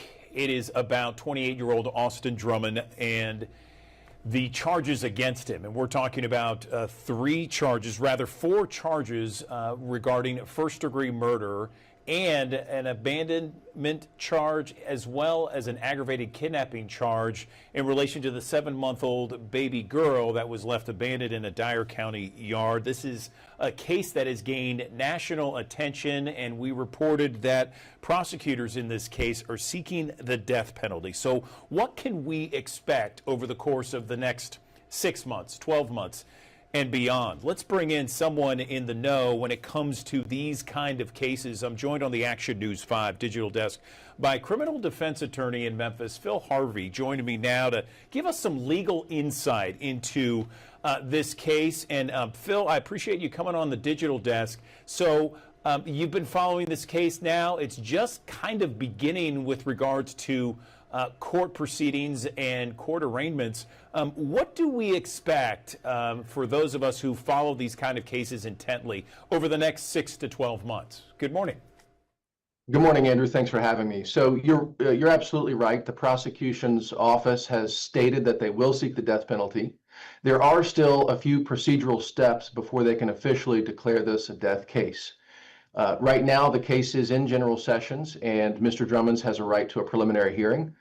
How quickly he gets counsel and whether or not he makes that decision to request a preliminary hearing with his counsel will be a factor. If there's a preliminary hearing, the state will need to present some evidence at that preliminary hearing stage about why they suspect Mr. Drummond is connected to this crime. After that, there will need to be an indictment. That indictment can take 1 to 6 months, depending on the complexity of a case. After the indictment, then that's when the state can actually file their official notice to seek the death penalty. The discovery begins, and then the pretrial litigation begins in circuit court. I was watching the proceedings yesterday, and this was the first time we saw him in a courtroom, and it sounded like the judge appointed an attorney for him out of Covington. I don't know if you watched a little bit of those proceedings yesterday. What does that mean? Does that mean he is getting kind of an attorney that's essentially appointed by the state, and I get that feeling, but what does that mean in terms of going forward? Does that change anything? Well, Andrew, the normal course of action on a case this serious would be to make sure that he has an attorney right away. And so most judges in that situation are going to appoint a lawyer, whether it is from the public defender's office or from the private bar. What may happen after that is Mr. Drummond and his family may or may not seek private counsel, and the judge may or may not give them much time to seek private counsel. Mr. Drummond, again, has the right to that preliminary hearing within 14 days, and the state and the judge don't have to give him much longer than that in order to move the case forward. So it could move very quickly through the preliminary hearing stage, in which case it would then be out of general sessions court pending the grand jury review and the indictment, or things might slow down depending on Mr. Drummond's conversations with his appointed lawyer and whether or not he seeks to hire private counsel. How much does his past come up in these type of situations? You know, we know what he's accused of: 4 murders of one family, the abandonment of a 7-month-old child in a stranger's yard in neighboring Dyer County. But he has certainly a long criminal past. How much does that play in court proceedings? It'll play a huge factor in this case, Andrew. First of all, it is going to and most immediately come into the judge's consideration of bond. Right now he's being held without bond. In Tennessee, he has a constitutional right to a bond, which is a little bit different in federal court. In federal court, they can have a detention order and hold someone indefinitely without any bond. In state court here in Tennessee, because that right to a bond is enshrined in the Tennessee Constitution, essentially judges will use high bond amounts as a proxy or a substitute for a detention order. And so that's the first stage, the first step in which his criminal history will come into effect. And in a death penalty case, his criminal history will have a huge role in basically virtually every step of the proceedings. They are, for one, it's an aggravating factor, which is a basis for the state to seek the death penalty. And 2, I think, especially considering that he was tried as an adult or transferred as an adult for his 2013 Circle K robbery and convicted of an adult crime as a teenager, that's going to play into the arguments of both the prosecution and the defense. The prosecution arguing that he deserves to die, and the defense arguing essentially, we don't deserve to kill him, that we've failed him as a society. So I was just going to ask the death penalty and the reasons behind the prosecution seeking the death penalty. Is it one of those things because he's accused of killing 4 family members, or is it a culmination of, as you just mentioned, crimes that's plagued his life throughout his lifetime, I guess you could say, and these charges that he's currently facing?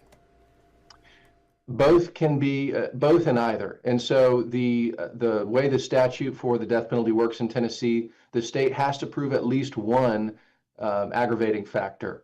The aggravating factor can be his criminal history. It can also be the heinousness of the current crime. And I would imagine that the Office for the Prosecutor is going to mention both, as well as any others they can find when they go to file that notice.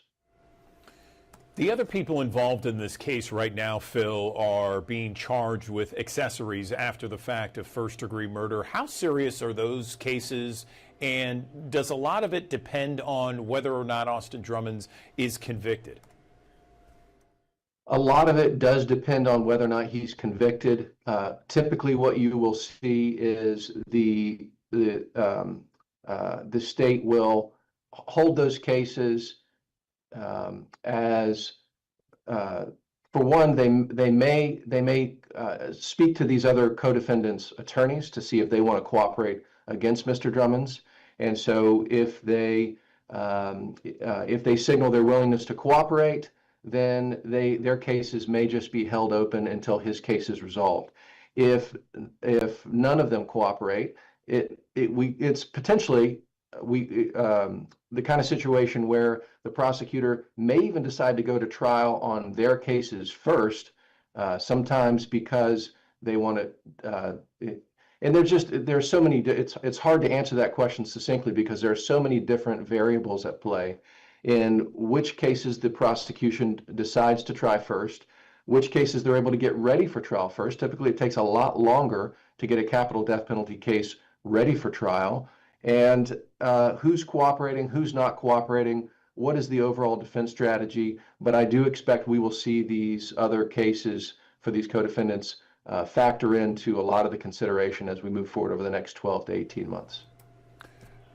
Final question, Phil. Over the next 12 to 18 months, is that the kind of tenure we're expecting here? Is it going to be perhaps longer than that, 2 years? Could it be shorter than that? What's your best estimate? My best guess in Lake County would be 12 to 18 months. However, as I mentioned, there's just a lot more that goes into a death penalty case. It could easily take longer. I would expect a case like this to take longer than 18 months in a jurisdiction with a higher volume of cases like Memphis, Shelby County. Lake County, like many of the rural counties, tends to move faster, but it's going to be very difficult, I think, for the state to get this ready and tried within 12 months. Phil Harmey, criminal defense attorney in the city of Memphis. We appreciate you coming on the digital desk and offering that legal insight. Very valuable information for our audience. Thank you. Thanks for Okay, live pictures right now from our T-Dot SmartWay camera. This is I-40 west of Chamber Chapel Road. This is near mile marker 22, where the interstate essentially, this is westbound going into downtown. The lanes of traffic are closed at the moment because this car was stuck in a fence, and you could see first responders here trying to get it unstuck, trying to get it out of harm's way, or at least out of the way of traffic so they can get traffic going once again on Interstate 40. Again, this is I-40 westbound, shut down right now because of this large SUV that is stuck in the area of I-40 and west of Chapel Chamber Road. That's mile marker 22. So we're keeping an eye on this. This is, again, live T-Dot SmartWay camera video that you are watching here on Action News 5's Digital Desk. We're going to keep a close eye on this. We will keep you updated on when people have and first responders have this car out of the way and traffic is running smoothly. But again, you're going to want to get another alternative route if you need one into Memphis. If you are trying to get to to Memphis on I-40, you might want to take 385 or find an alternative route, because I-40 west of Chamber Chapel Road, that's mile marker 22, is effectively stopped. It is stopped and it is backed up quite a long time. We'll continue to follow this in the Action News 5 digital desk. We're back in 60 seconds.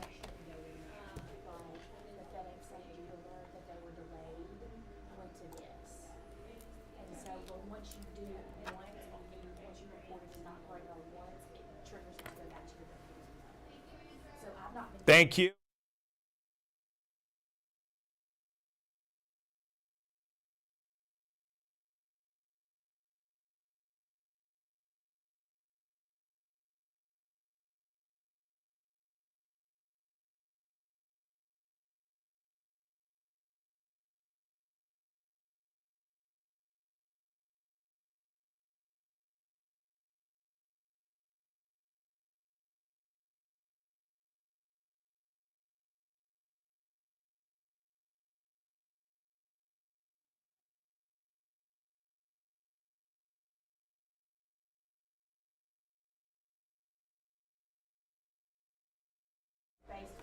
Okay, back here in the Action News 5 digital desk, we continue to follow this breaking news, breaking traffic news here on the digital desk. A live look from our T-Dot SmartWay camera, I-40 west of Chamber Chapel Road as you are going westbound on I-40. Shut down right now because of this large SUV. It was initially stuck in the fence. It is now, you can see first responders are trying to get it out of there as quickly as possible. And as a result, the lanes of traffic traveling westbound on I-40 around mile marker 22, the westbound lanes have been shut down while they get this SUV out of the picture and onto either a tow truck or get it towed and get it out of there as quickly as possible. So this is the culprit. This is the reason why lanes are shut down on I-40 westbound there, west of Chamber Chapel Road. That's mile marker 22, east of, if you know Canada Road is 20, that's mile marker 20. This is near mile marker 22. But the problem is the traffic is backed up considerably, way backed up, much more, a mile or two. So something to keep in mind. And as you can see there, the driver's side rear tire is a mess, and so as a result they're having a hard time towing this SUV out of the area, and so that is the issue right now. You just see it there. Again, these are live pictures. They're trying to get everything situated, trying to get this SUV out of there so they can get traffic flowing. But I-40 shut down westbound, west of Chamber Chapel Road. So if you're headed downtown, that is the issue. Okay, there are some injuries, I just understand, from our assignment editor. THP is investigating. There are injuries as a result of this crash. But as you can see here, first responders changing a tire to get this thing and get this SUV moving, get it out of there, and get traffic flowing again. You need to find an alternative if you are trying to head downtown via I-40. Because it is essentially shut down at mile marker 22. We'll continue to follow that here in the Action News 5 digital desk. Right now, let's get an update on our forecast with meteorologist Patrick Ellis. Thanks for joining us here on the Action News 5 digital desk here on a Wednesday. Yesterday, Tuesday, August the 19th, 101 degrees was our high temperature officially at Memphis International Airport, meaning that we broke a record. Now, today's high, 92. And you're probably thinking, man, that's big drop in temperatures. And yeah, it is.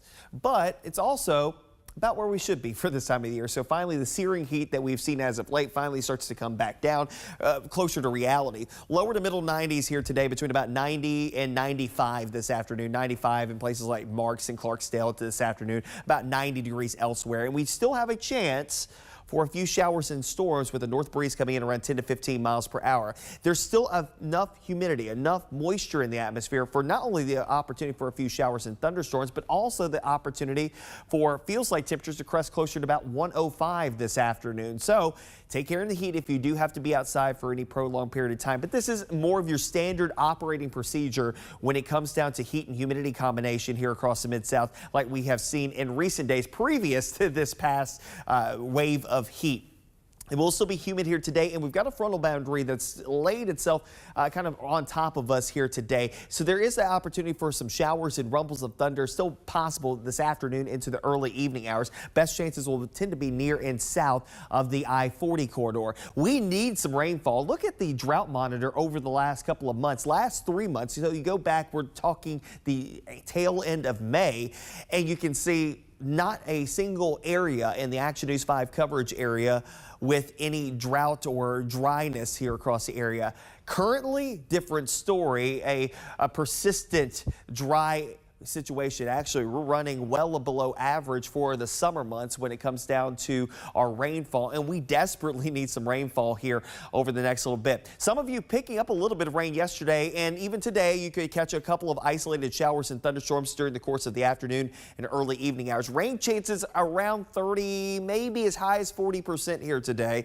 And understand that any showers and thunderstorms that are able to flare up, they'll be able to tap into the atmosphere that will lend itself to a few gusty elements, heavy elements, as they roll southward along this frontal boundary that will eventually dry us out. Actually, drier air does begin to filter into the area as we head into your Thursday. Upper 60s and low 70s early in the day. Some morning clouds, afternoon sun breaks, temperatures upper 80s to low 90s. For your Thursday, a far cry from the 100+ degree temperatures that we've seen as of late. Some zones of fog early Friday morning will give way to eventually again upper 80s and low 90s, passing clouds as we head towards the beginning of Friday football fever. Out to the tropics we go. Hurricane Aaron still a Category 2 hurricane this morning, moving north-northwest now at 13 miles per hour. So it's made that turn finally and still got a westerly component with it, but it's more northerly at this point. So if you track that out, again, it's probably going to continue more of a track that's going to be a little bit more north of, a little bit more west of north, but eventually it will make the curve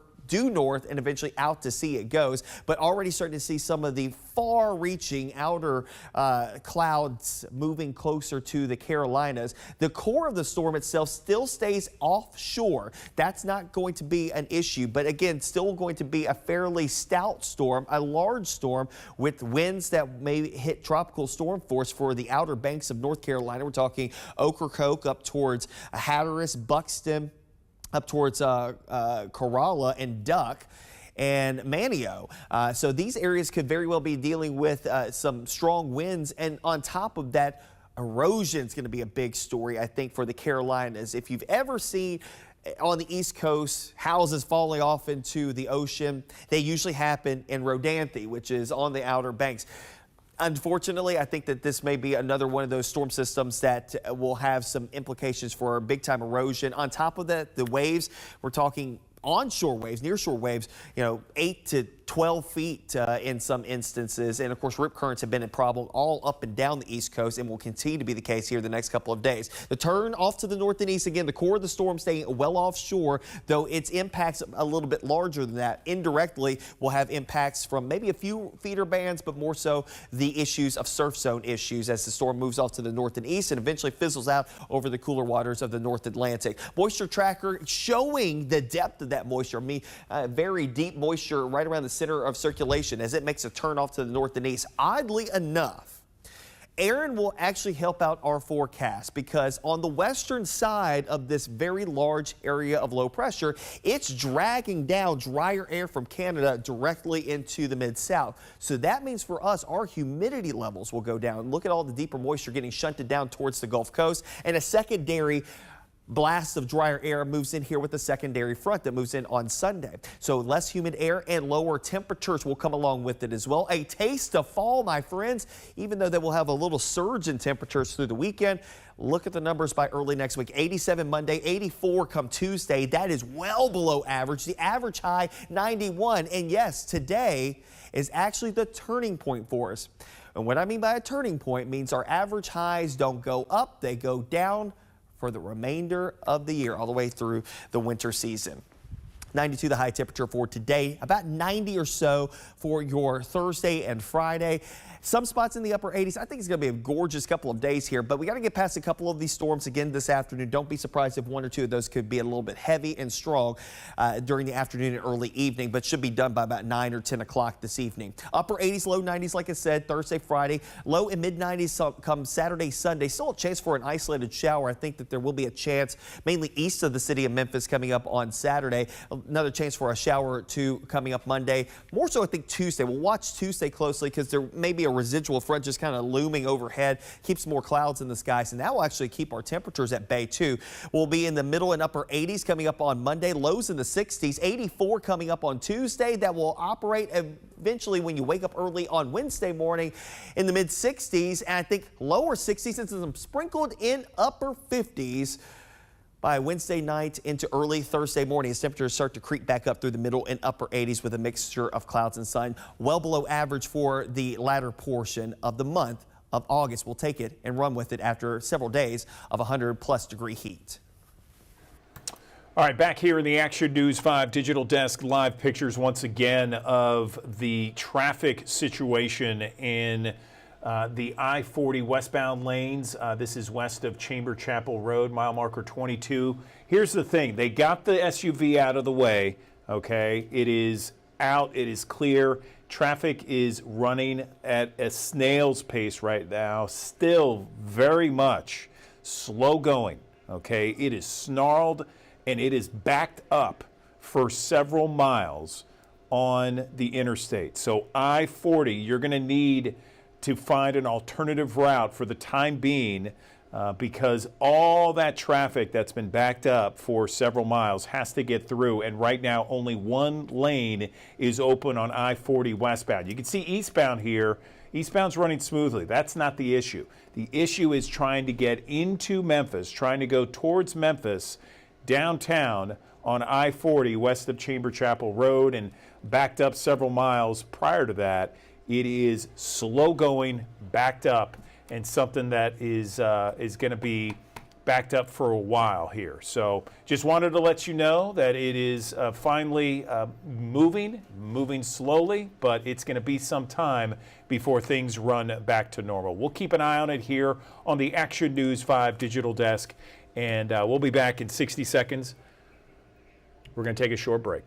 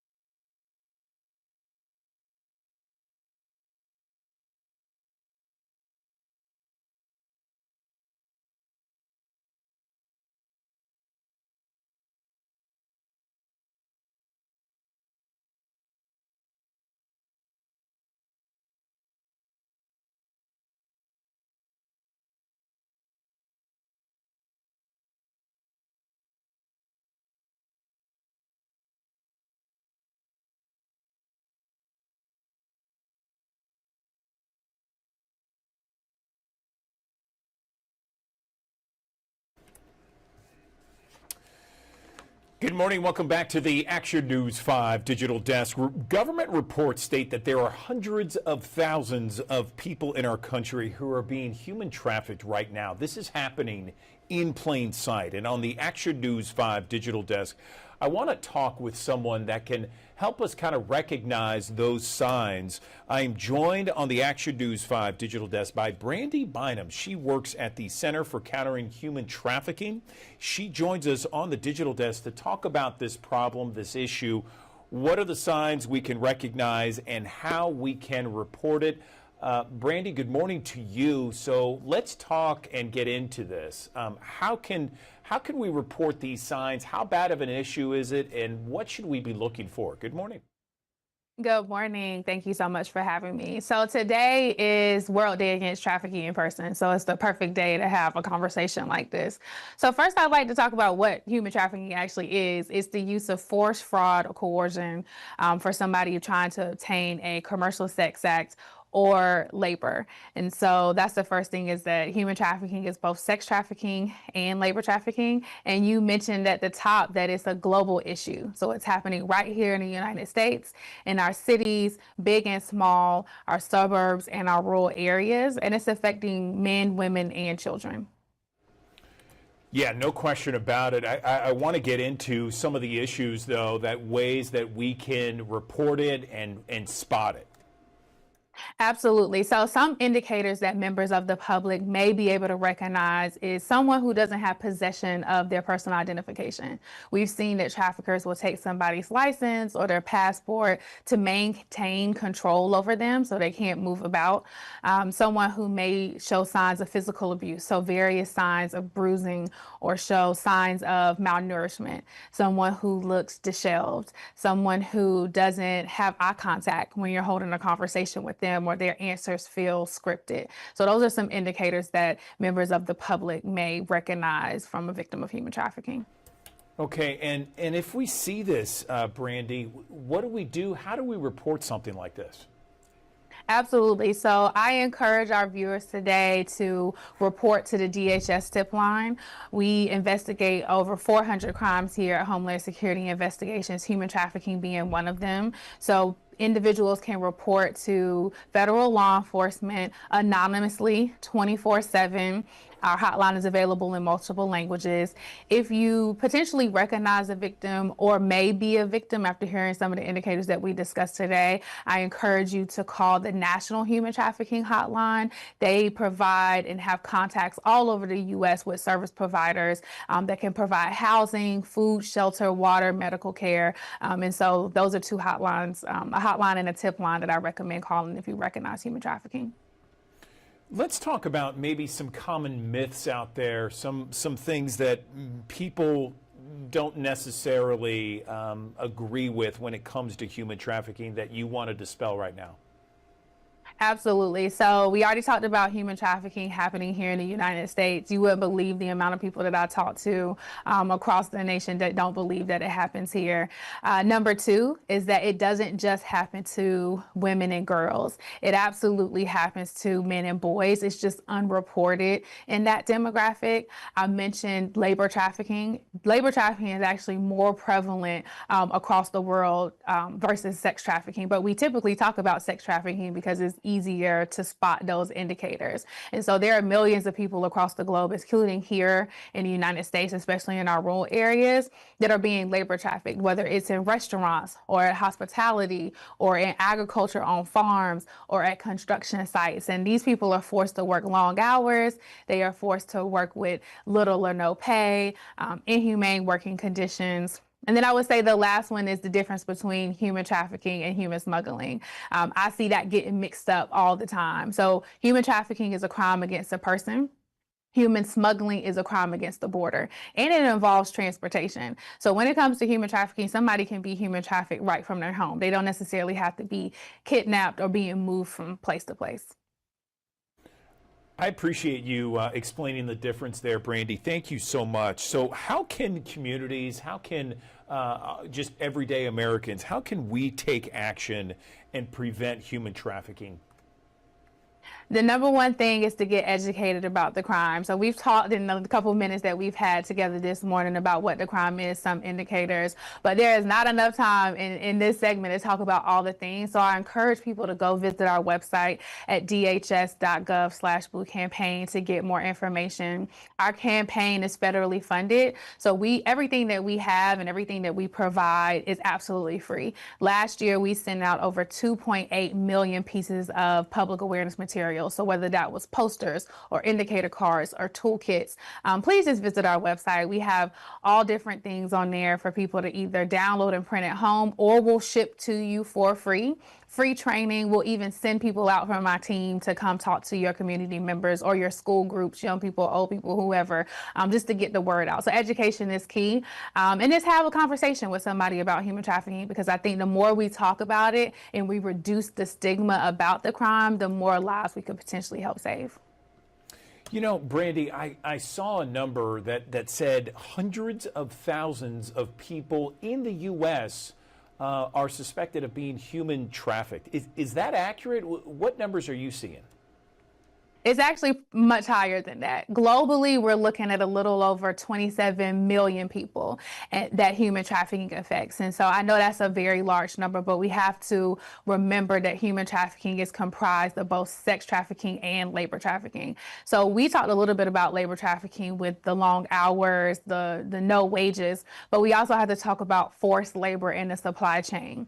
So we have to be smart consumers because there's a lot of things that we may purchase from overseas, off of different platforms that may be produced by forced labor. So I like to think if something is super cheap, but I'm buying a $1 shirt, that person who made the shirt is probably getting pennies to the dollar. And so when we talk about how trafficking affects us globally and even here in the United States, we have to include that piece about the forced labor in the supply chain, in addition to domestic forced labor and sex trafficking. Brandy, I just want to reiterate for our audience, we have thousands of people watching right now. If someone has no personal ID, if they look like they've been physically abused, maybe different kinds of black and blue marks, that sort of thing, if they're disheveled and no eye contact, those are all signs of human trafficking. Anything else you want to mention to our audience right now? We broadcast in the Memphis area, West Tennessee, North Mississippi, Eastern Arkansas. Yeah, so in addition to those indicators, another physical indicator could be branding. So we know that traffickers may tattoo their victims with either their name or their group signature. So if you see a group of people with the same tattoo and it doesn't look like a friendship tattoo, that could be an indicator as well. I also encourage the viewers to not approach a potential victim of human trafficking. If you are not law enforcement, please do not intervene. That is why we have the hotline number. That is why we have the tip line number. And if you think that somebody is in immediate danger, please call 911. Okay, Brandy Bynum, we appreciate your time here on the Action News 5 Digital Desk. An eye-opening interview for sure. Thank you for all the information you've given to us, and we appreciate your time on the Digital Desk. And we wish you all the best in this position that you're in right now to kind of combat and bring down the numbers of human trafficking all across the country and the world. Thank you. Thank you so much for having me.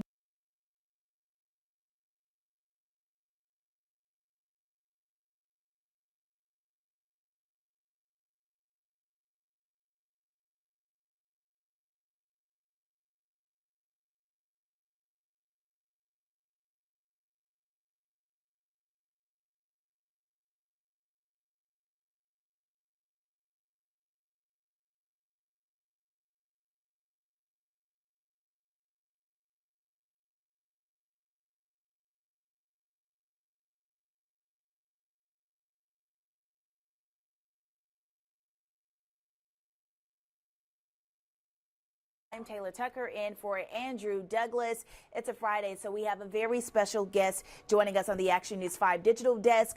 It is Ellen Chamberlain, the food reporter at the Daily Memphian, and she's always bringing in the really exciting things happening in the 901. Good morning to you, Ellen. Good morning, Taylor. Thank you for having me again. Long time no see.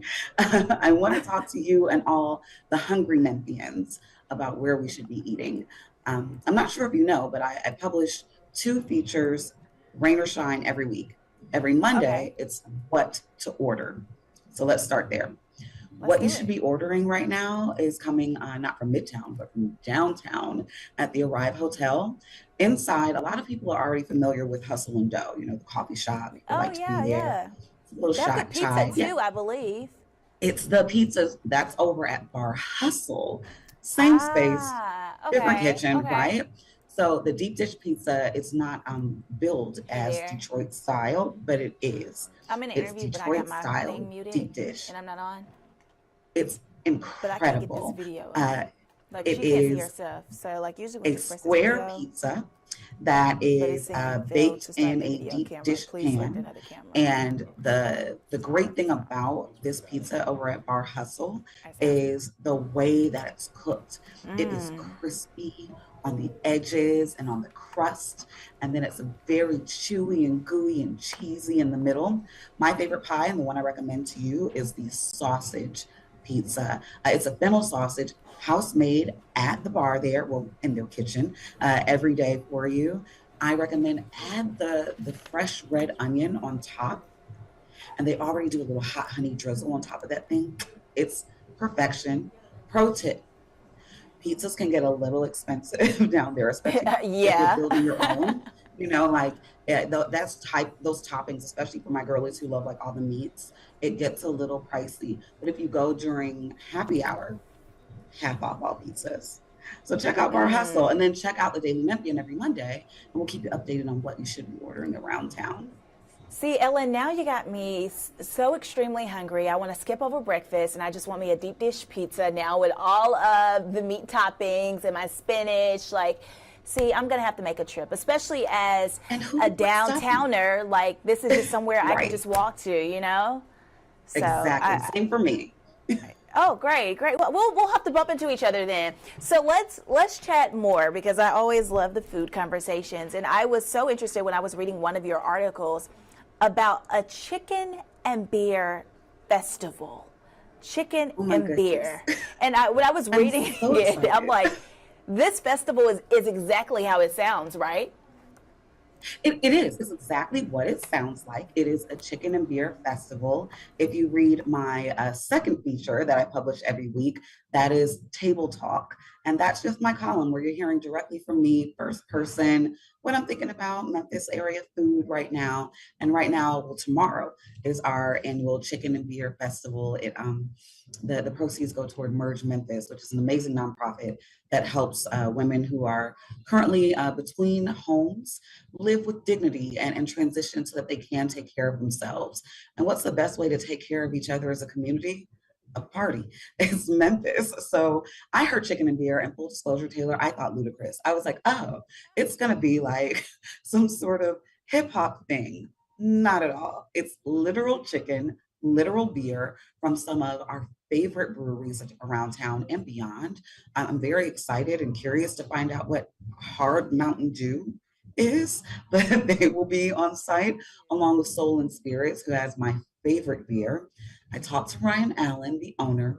He said he can't make me a promise, but he will try his best to make sure that their hot sauce flavored beer is there, because it's the perfect complement for chicken. So I hope that everybody gets a chance to go. If you go, let me know, because I will totally be there all evening long, starting tomorrow evening, 6 until 10 p.m. at Liberty Bowl. See, I'm hearing some things I'm not familiar with. You said a hot sauce beer. I'm just making sure I heard correctly. Was that right, Ellen? You did. And it's not me, it's not you, it's Ryan and the folks down at Soul and Spirits, right? like they will come up beyond, your typical beer flavor profiles. They take it a step further. He loves working with sours, and he told me that he loves experimenting with flavors. So the hot sauce beer was actually born from really working with fruit. And he had a strawberry flavored beer. He said it's kind of like blending the line, is it really a beer? Does it become a malt beverage or something else? But it is quite literally a beer, hot sauce flavored. Interesting. That's all I got for that one. That's interesting. I would try it, though. I think I'll try it just to see, what that is like. It's worth trying. I'm not a big beer fan, full disclosure, but I mean, how often are you going to come across something like that? I not drank like you the whole can pick thing. this up from a Walmart, so At if all. you see it, you might as well try it. Okay, so Exactly. from pizza to chicken and beer to let's talk burgers. I'm a big burger person, so I'm always looking for, just a spot where I can get me and I keep my burgers simple, just give me some cheese, some mayo, and a patty, and I'm good to go. But tell me where I can get me a nice burger from. My favorite burgers in town are at Ernestine and Hazel's and Alex's Tavern. Now, I try to keep it quiet how much I love Jack Brown's beer and burger joint, because their burgers are phenomenal. We know how Memphians can get about our franchises in town, but Jack Brown's is great. And speaking of them, they have these challenges, these food eating challenges. Anybody at any time can come in. You can challenge yourself to see how many burgers you can eat in a sitting, or how many deep fried Oreos.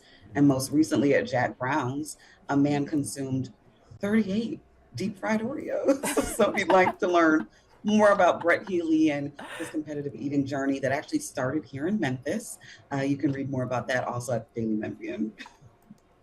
You know, talking about this, Ellen, I don't know if you can see, but in the background, I have these oats and honey granola with me, and I don't even want to touch them anymore. I want those fried Oreos and that burger that you just talked about. So thanks. They'd be so happy to have you. They're phenomenal. I'd be so happy to stop by. And the viewers here on the Action News 5 Digital Desk, we're always happy, Ellen, when we can get you on to the show. Was there anything you were shared to add or you want to mention that I did not ask you today?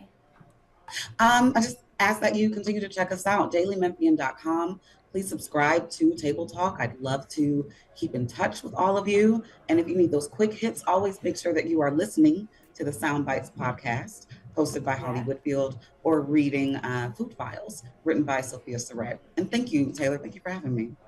No, Ellen, thank you so much for joining us again. That's Ellen Chamberlain with the Daily Memphian joining us on the Action News.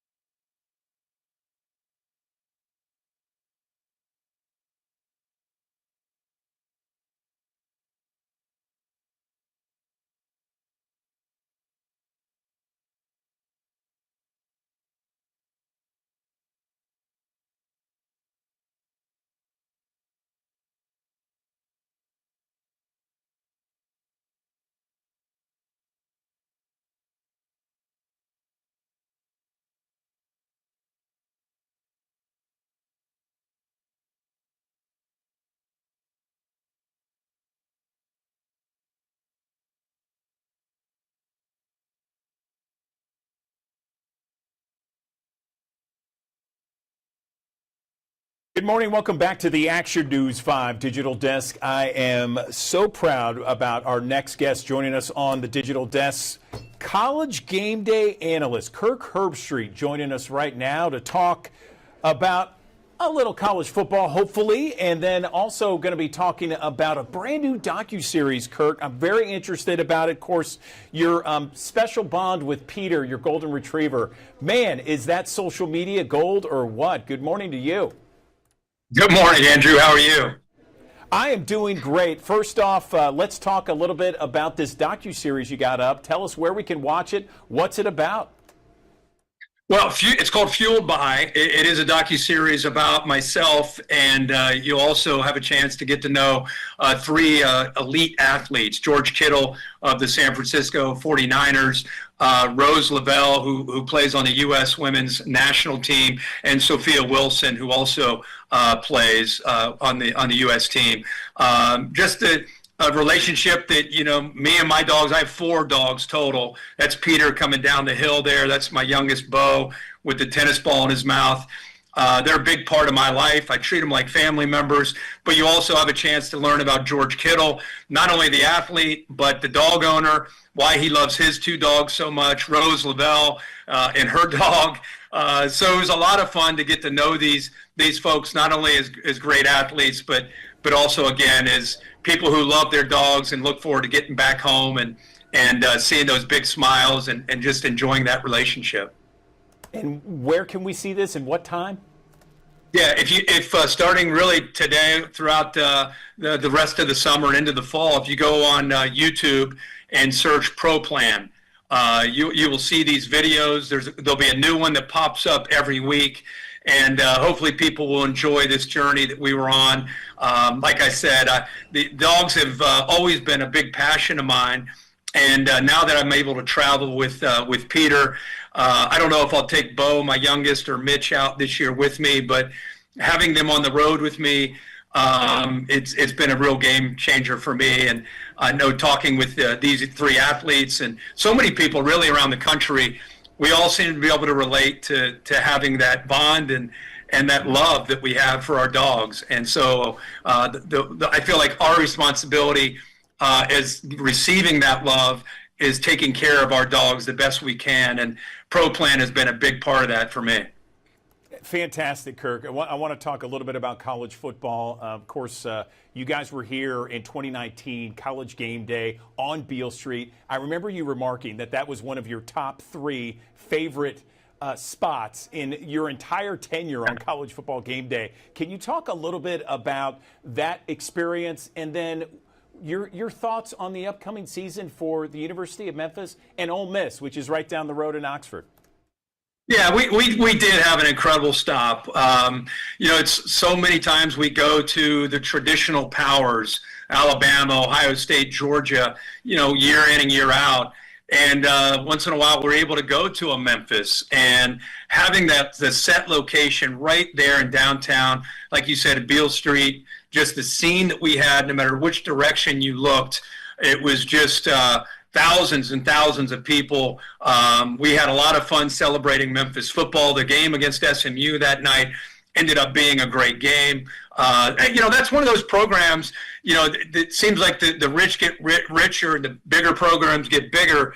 Memphis doing a heck of a job of developing their program. It's very, very challenging when you have a good player at that level in the new world that we live in. A lot of times those players are getting taken away, so puts extra pressure on the Memphis type of programs, but I feel like they're doing a really good job there. And Ole Miss with Lane Kiffin, of course, another program that is so close every single year, it seems like, to knocking that door down and getting into the postseason. He always seems to give his team a chance, always finds a great quarterback, develops great skill around him, and hopefully this year they're able to stay healthy and hopefully make a great run in the SEC this year.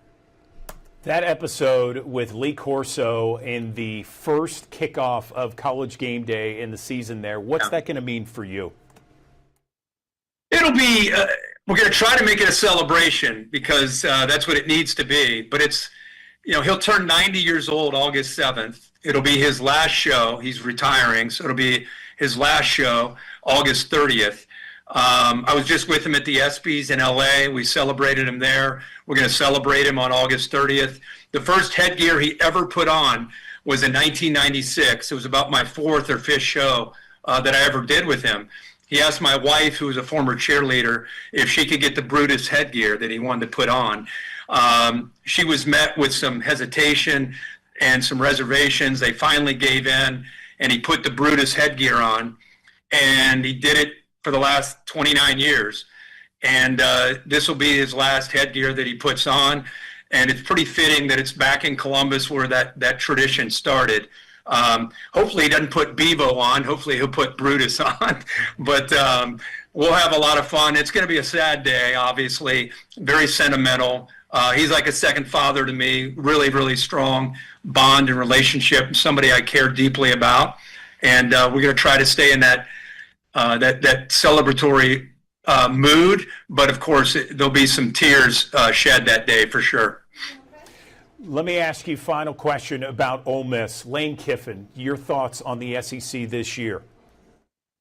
I feel that the SEC is always going to be a wide open conference.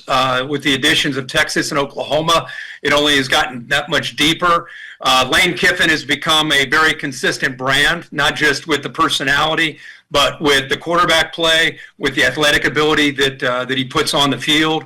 Every single year in this portal era, he's able to tap into that and take advantage of it.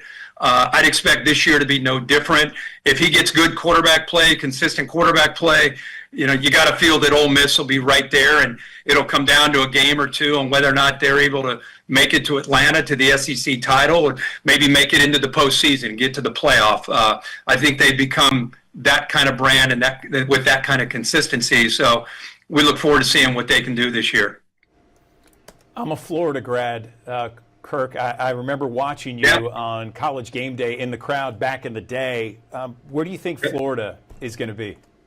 Man, I think you got one of the best quarterbacks in the country if he can stay healthy. I think DJ Lagway has a real shot this year to have a great year. I thought Florida last year, their head coach, Billy Napier, went into the year, as you know, being a Gator, on the hot seat, and then they started off about as badly as they could. I thought he would have really lost the team, but to their credit, man, they really fought back, had some great wins, and that gives me a lot of hope for this year that they've got the right culture, and if their quarterback's healthy, why not? You know, I'd love to see the Gators get back to being a big time threat in the SEC, and if Lagway lives up to what I think he could do, they very easily could do that.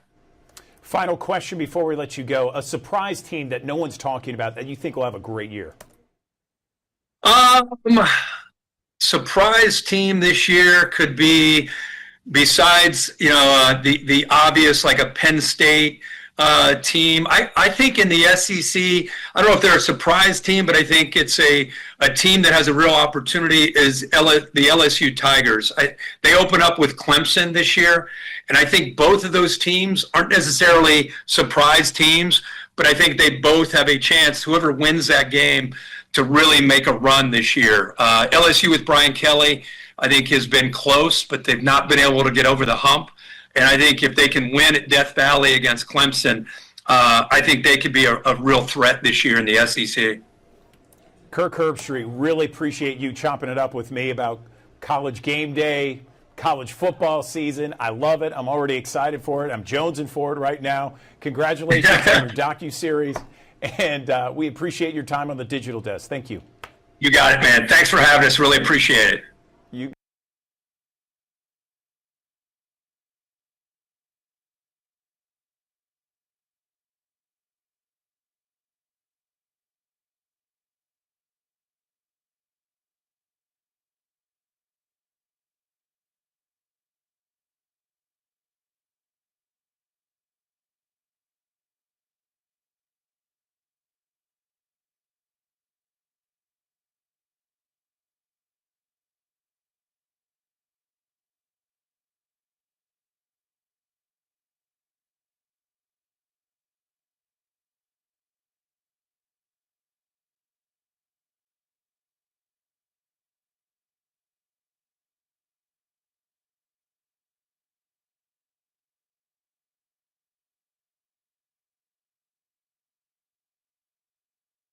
Thanks for joining us here on the Action News 5 Digital Desk here on a Wednesday. Yesterday, Tuesday, August the 19th, 101 degrees was our high temperature officially at Memphis International Airport, meaning that we broke a record. Now today's high, 92. And you're probably thinking, man, that's a big drop in temperatures. And yeah, it is. But it's also about where we should be for this time of the year. So finally, the searing heat that we've seen as of late finally starts to come back down, closer to reality. Lower to middle 90s here today, between about 90 and 95 this afternoon. 95 in places like Marks and Clarksdale this afternoon, about 90 degrees elsewhere. And we still have a chance for a few showers and storms with a north breeze coming in around 10 to 15 miles per hour. There's still enough humidity, enough moisture in the atmosphere for not only the opportunity for a few showers and thunderstorms, but also the opportunity for feels like temperatures to crest closer to about 105 this afternoon. So take care in the heat if you do have to be outside for any prolonged period of time. But this is more of your standard operating procedure when it comes down to heat and humidity combination here across the Mid-South, like we have seen in recent days previous to this past wave of heat. It will still be humid here today, and we've got a frontal boundary that's laid itself kind of on top of us here today. So there is the opportunity for some showers and rumbles of thunder still possible this afternoon into the early evening hours. Best chances will tend to be near and south of the I-40 corridor. We need some rainfall. Look at the drought monitor over the last couple of months, last 3 months. So you go back, we're talking the tail end of May, and you can see not a single area in the Action News 5 coverage area with any drought or dryness here across the area. Currently, different story, a persistent dry situation. Actually, we're running well below average for the summer months when it comes down to our rainfall, and we desperately need some rainfall here over the next little bit. Some of you picking up a little bit of rain yesterday, and even today you could catch a couple of isolated showers and thunderstorms during the course of the afternoon and early evening hours. Rain chances around 30, maybe as high as 40% here today. And understand that any showers and thunderstorms that are able to flare up, they'll be able to tap into the atmosphere that will lend itself to a few gusty elements. as heavy elements as they roll southward along this frontal boundary that will eventually dry us out. Actually, drier air does begin to filter into the area as we head into your Thursday. Upper 60s and low 70s early in the day. Some morning clouds, afternoon sun breaks, temperatures upper 80s to low 90s. For your Thursday, a far cry from the 100+ degree temperatures that we've seen as of late. Some zones of fog early Friday morning will give way to eventually again upper 80s and low 90s, passing clouds as we head towards the beginning of Friday football fever. Out to the tropics we go. Hurricane Erin still a Category 2 hurricane this morning, moving north-northwest now at 13 miles per hour. So it's made that turn finally and still got a westerly component with it, but it's more northerly at this point. So if you track that out, again, it's probably going to continue more of a track that's going to be a little bit more north of, a little bit more west of north, but eventually it will make the curve due north and eventually out to sea it goes. But already starting to see some of the far-reaching outer clouds moving closer to the Carolinas. The core of the storm itself still stays offshore. That's not going to be an issue, but again, still going to be a fairly stout storm, a large storm with winds that may hit tropical storm force for the outer banks of North Carolina. We're talking Ocracoke up towards Hatteras, Buxton, up towards Corolla and Duck and Manio. So these areas could very well be dealing with some strong winds. And on top of that, erosion is going to be a big story, I think, for the Carolinas. If you've ever seen on the East Coast houses falling off into the ocean, they usually happen in Rodanthe, which is on the outer banks. Unfortunately, I think that this may be another one of those storm systems that will have some implications for big time erosion. On top of that, the waves, we're talking onshore waves, nearshore waves, 8 to 12 feet in some instances. And of course, rip currents have been a problem all up and down the East Coast and will continue to be the case here the next couple of days. The turn off to the north and east, again, the core of the storm staying well offshore, though its impacts a little bit larger than that. Indirectly, will have impacts from maybe a few feeder bands, but more so the issues of surf zone issues as the storm moves off to the north and east and eventually fizzles out over the cooler waters of the North Atlantic. Moisture tracker showing the depth of that moisture.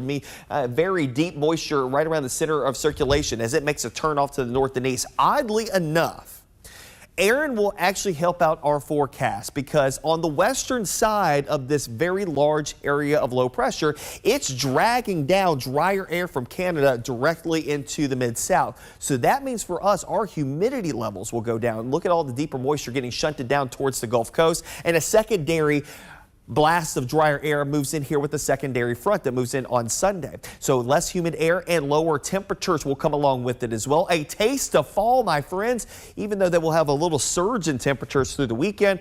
Look at the numbers by early next week. 87 Monday, 84 come Tuesday. That is well below average. The average high 91. And yes, today is actually the turning point for us. And what I mean by a turning point means our average highs don't go up, they go down for the remainder of the year, all the way through the winter season. 92 the high temperature for today, about 90 or so for your Thursday and Friday. Some spots in the upper 80s. I think it's going to be a gorgeous couple of days here, but we got to get past a couple of these storms again this afternoon. Don't be surprised if one or two of those could be a little bit heavy and strong during the afternoon and early evening, but should be done by about 9 or 10 o'clock this evening. Upper 80s, low 90s, like I said, Thursday, Friday. Low and mid 90s come Saturday, Sunday. Still a chance for an isolated shower. I think that there will be a chance mainly east of the city of Memphis coming up on Saturday.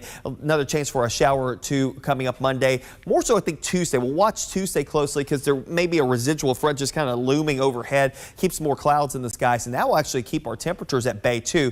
We'll be in the middle and upper 80s coming up on Monday, lows in the 60s, 84 coming up on Tuesday. That will operate eventually when you wake up early on Wednesday morning in the mid 60s. And I think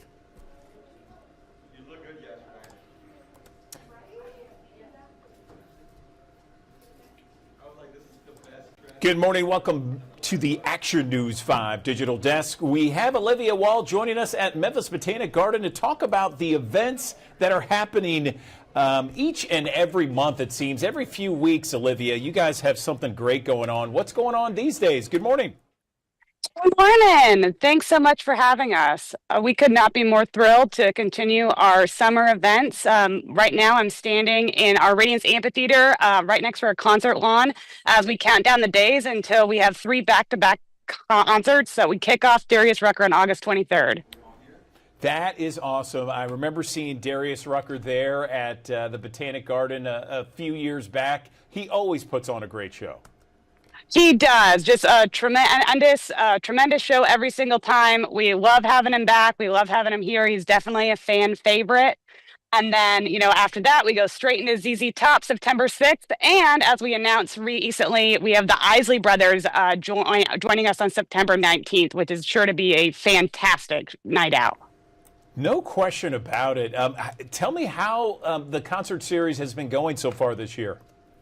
Well, we had a little bit of a hiccup when Steve Miller Band canceled their tour, but we could not be happier to pivot and secure the Isley Brothers to come and close out our 25th season. It's a huge deal for us, and we could not be more excited. How about the concerts that have already happened? Well attended, all that good stuff? Oh, absolutely. I mean, it's been a little warm, so if we could get, the weather to cool down a little bit, that'd be ideal. But we kicked off with Third Eye Blind, which is just a wonderful evening out. And then we went into Parker McCollum, which is also a fantastic show. If you have never heard of Parker, please look him up. He has some really great country hits. That's great news. So, Olivia, tell us how we can get tickets and what the tickets are. Yeah, absolutely. So we've got plenty of lawn tickets still available. Those are available via Ticketmaster.com. They start at $70 plus fees, but keep in mind, you can bring your own coolers. You can bring your own picnic. We encourage that. We want you to come and make an evening of it. We want you to bring your blankets and your chairs and spread out on our lush lawn and just really make an evening of it. That's fantastic. It's something that's so much fun that everybody should do at some point, at least once a summer, perhaps more than that. Anything else you want to mention before we let you go, Olivia? This sounds great. Yeah, absolutely. I mean, we've got a lot of stuff going on at the garden. Follow us on social media.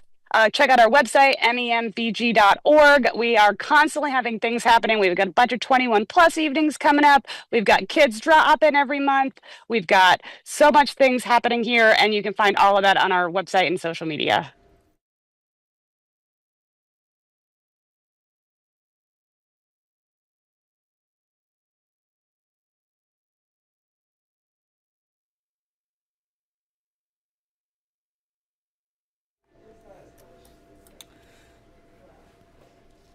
Colin and Christine, good morning. Good morning. Good morning. It's Andrew Douglas in Memphis, and we got about 30 seconds or so. I just wanted to say hello and appreciate you taking a few minutes. No problem. Awesome. Talk to you in a second.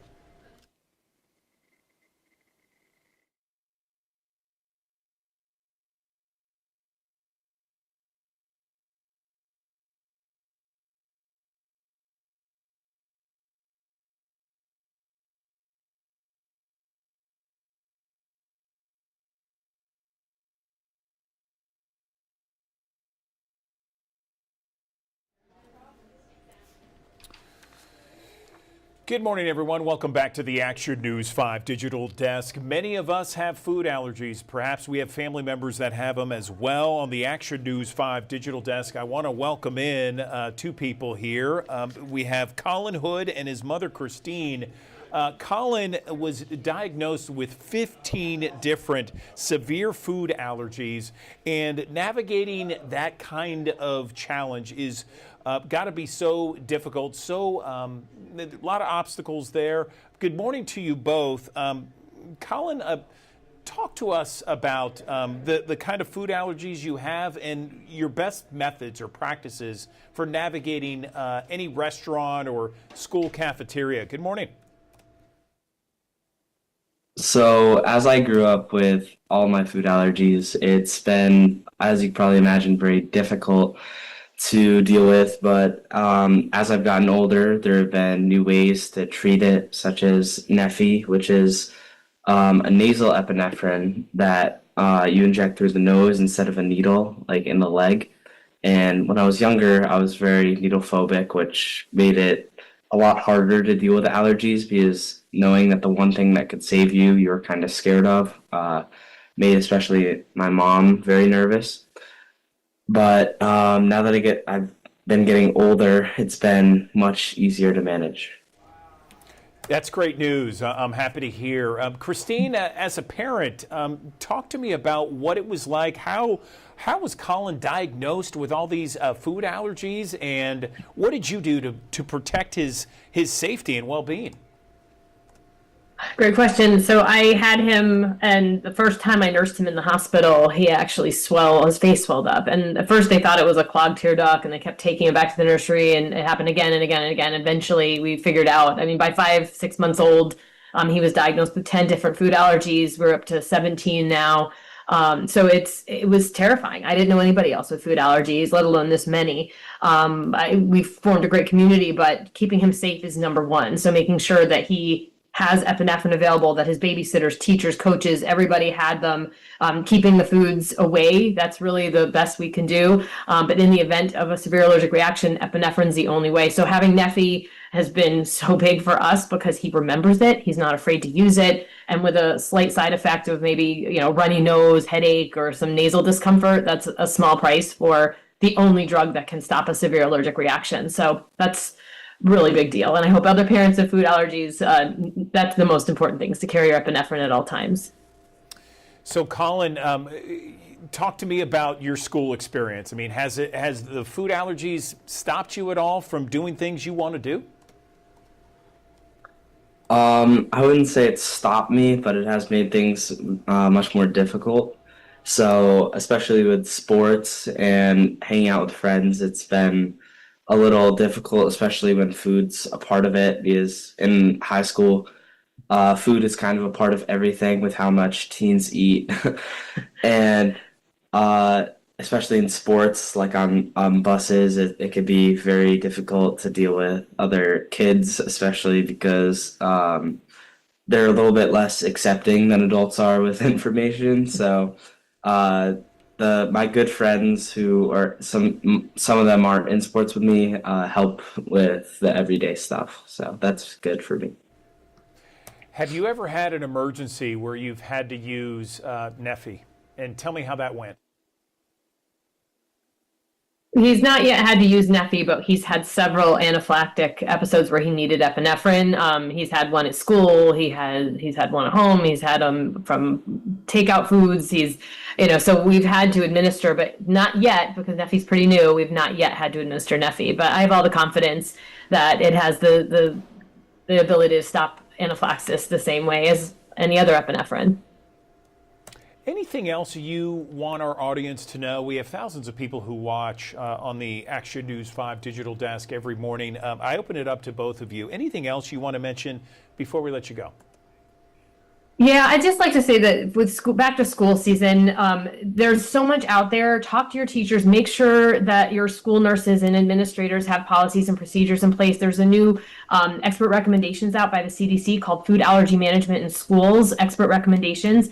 And they are like a checklist of how to keep people safe and, more importantly, included in activities. So be ready, stock your epinephrine, make sure you have your Neffy, and have your action plans in place, and you can go back to school. So go to Neffy.com or your healthcare provider, and they can make sure you have everything you need so that you can be safe and included at school. And hand sanitizer does not work at removing food proteins. Hand washing is the best thing you can do, or hand wipes. That's good advice there, Christine. Colin, what would you say to another student that perhaps is dealing with food allergies at school and with their friends? Safety always comes first, so always put yourself before others. I know that might sound a little bit selfish, but with allergies, you really have to make sure you're safe. And if you're as diligent as possible and you take caution in social scenarios, you'll be fine. All right. Well, Colin and Christine, thank you so much for joining us on the digital desk. We appreciate your time. Thank you. Very valuable information you passed along. We appreciate it. Thank you so much. Thank you. Thank you. Okay, another live look from our high five camera as we go to break here. A beautiful start to your day, 82 degrees, 9:36. Let's talk about the forecast in 1 minute.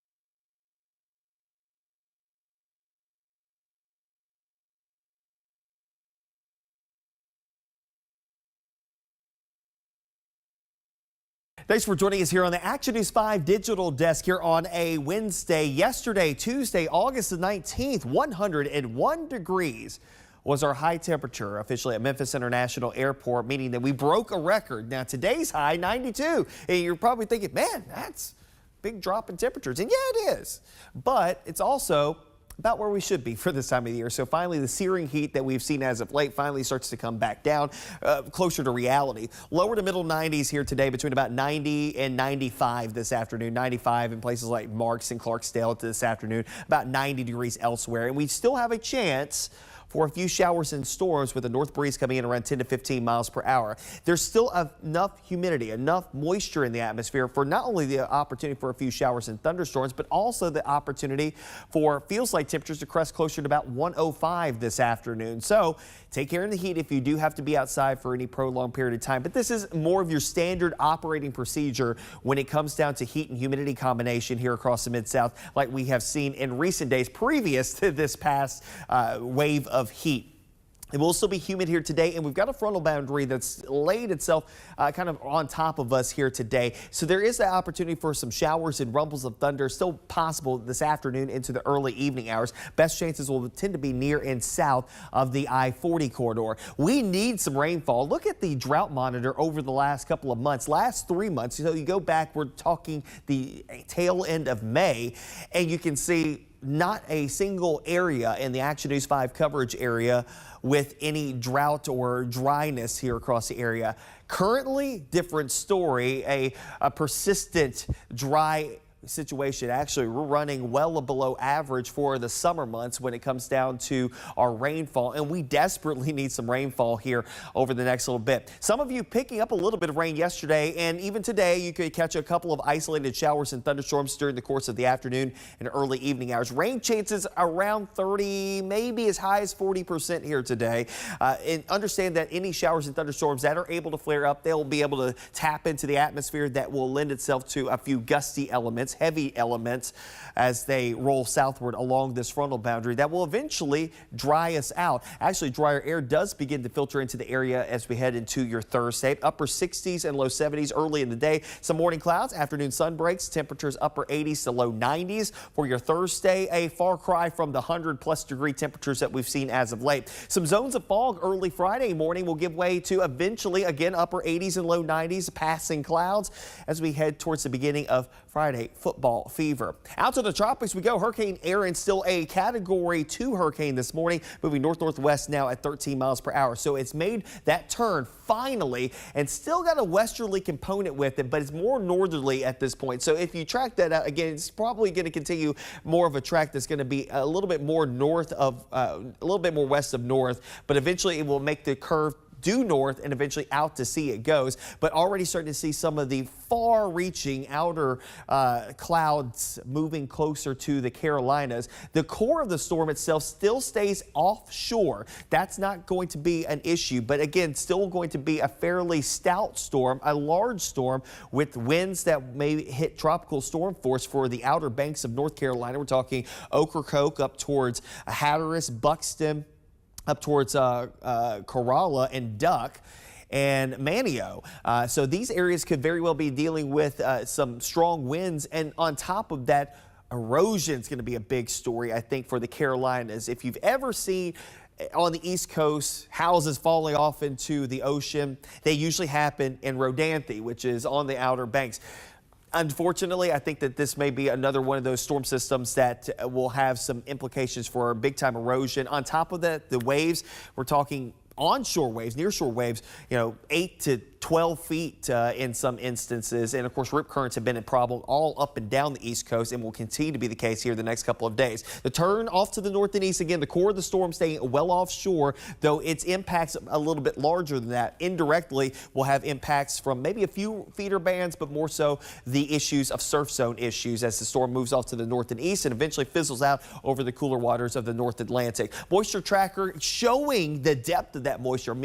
Very deep moisture right around the center of circulation as it makes a turn off to the north and east. Oddly enough, Aaron will actually help out our forecast because on the western side of this very large area of low pressure, it's dragging down drier air from Canada directly into the mid-south. So that means for us, our humidity levels will go down. Look at all the deeper moisture getting shunted down towards the Gulf Coast, and a secondary blast of drier air moves in here with a secondary front that moves in on Sunday. So less humid air and lower temperatures will come along with it as well. A taste of fall, my friends, even though they will have a little surge in temperatures through the weekend. Look at the numbers by early next week. 87 Monday, 84 come Tuesday. That is well below average. The average high 91. And yes, today is actually the turning point for us. And what I mean by a turning point means our average highs don't go up, they go down for the remainder of the year, all the way through the winter season. 92 the high temperature for today, about 90 or so for your Thursday and Friday.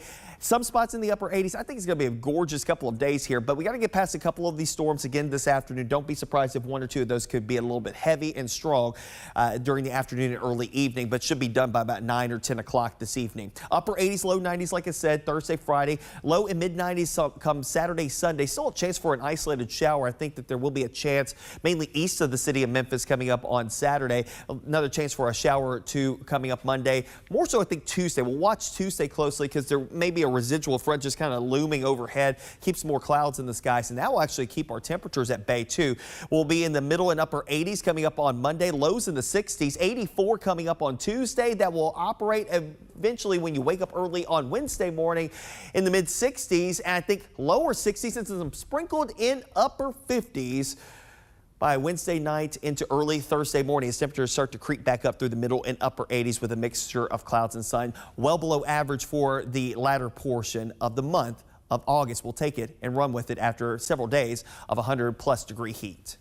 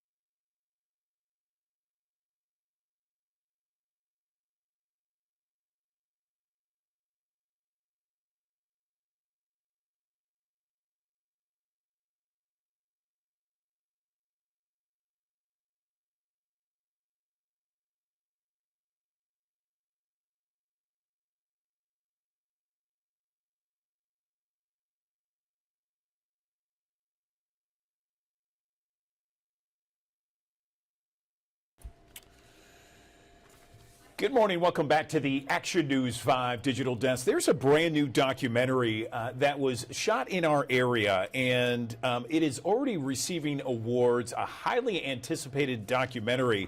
And I'm really lucky to have on the Action News 5 Digital Desk one of the co-directors joining us to talk a little bit about this this documentary, excuse me. Andy McMillan is one of the filmmakers, and he is going to explain to us this documentary. It's called Mississippi River Styx, and I understand a little bit about the plot, but I want to hear it from you, Andy. Good morning. Tell us about Mississippi River Styx, and I understand part of the Mid-South is a part of this film. Tell me a little bit about the premise, and then we can get into some Q&A. Good morning. Sure. Good morning, Andrew. Thanks for having me. So Mississippi River Styx follows the story of Kelly Phillips, who finds out he has 3 months to live and decides he will spend his last days attempting to float the length of the Mississippi River in what is essentially a sinking houseboat. And we follow him on the full journey, and it has sort of everything you would expect from the Mississippi River for those that have spent time on it. The danger, the adventure, the sort of people that will give you the shirt off of their back. But then it's also animated by the sort of mystery around Kelly and what his true backstory is. But ultimately, it's really a film about something that's universal, which is grief. Yeah. Gotcha. And we have some pictures here of what I understand are pictures in Helena, West Helena, Arkansas, some of the areas where the filming took place. Can you explain what we're looking at? Yeah, so that's Tim Grant, my co-director, and Ben Joyner, who we see walking the plank there, holding the camera. So I met Kelly at a little bar in Memphis called Bar Dog. And a couple weeks later, we were on his boat floating down the river. And we were supposed to begin in Memphis, but when our crew flew in, we couldn't find him. And by the time we tracked him down, he was in West Helena. So our first 2 or 3 days were spent in that area. Gotcha. And I was reading up on this before our interview. I saw that this documentary, Andy, has already been critically acclaimed. Tell me about that. Yeah, we've been really fortunate. We had a great little festival run. We played 10 festivals. Our final, which is coming up this week, we won awards at half of them. One of which we won at Indie Memphis, a great festival that we really loved. We won, I think it's called the Ron Tibbett Soul of Southern Film Award. Yeah, so we've been really fortunate. You know, these are sort of tough times for the film world. So to have the run that we've had has been really heartening. Right. So this is about a middle-aged man who is reportedly dying of cancer. He has this wish of floating or going down the Mississippi River on this makeshift houseboat with his dog. He stops in this one little area, and people kind of question his story. Is that the basic premise here? Yeah, absolutely. I think one thing that was really fascinating to me about the whole story was Kelly winds up kind of being an invitation for people to project. So they bring their politics, their religion, and their ideas about how the end of a person's life should look to it. And a concept we had early on was that this story would be narrated by a daisy chain of unreliable narrators. So we use Kelly to kind of get a window into a myriad sort of points of view on grief, on the end of life, and on what it means to live with cancer. Interesting. Okay, so I know about Bar Dog. I've been there plenty of times, and I've been to Helena, West Helena as well. Where can people check out the documentary? Because I know we have thousands of people who watch each and every morning here on the Action News 5 digital desk, and they're going to be intrigued. They're going to want to watch. Where can we do that, Andy? Sure. Thanks so much for queuing me up for this. So we're screening Thursday at 3:30 p.m. at Filmland in Little Rock, Arkansas. And then we are thrilled to announce that on August 22nd, we will launch our streaming premiere on a streamer called Documentary Plus, which you can find online. Excellent. Okay, Documentary Plus. Any other place? You mentioned Thursday, 3:30 in Arkansas. Any other place where it might be in theaters at some point later? Is it one of those things where it's kind of at some point, maybe later down the road, it may premiere in some other movie houses close by? Probably not in your area necessarily. We might wind up doing New York and LA premieres, but we're still kind of working out some of those details. But if you want more information, you can follow our film's Instagram account, which is at Miss River, RVERSTYX, and we'll be posting all of our updates there. Okay, Mississippi River Styx, co-director Andy McMillan joining me on the Action News 5 digital desk. Thank you so much for the insight. We appreciate it. I know a lot of people are intrigued and interested to watch it, so we'll definitely check out your social media footprint and see what's going on. And good luck and congratulations on the success so far. We appreciate your time on the digital desk, Andy. Thanks. Thanks so much.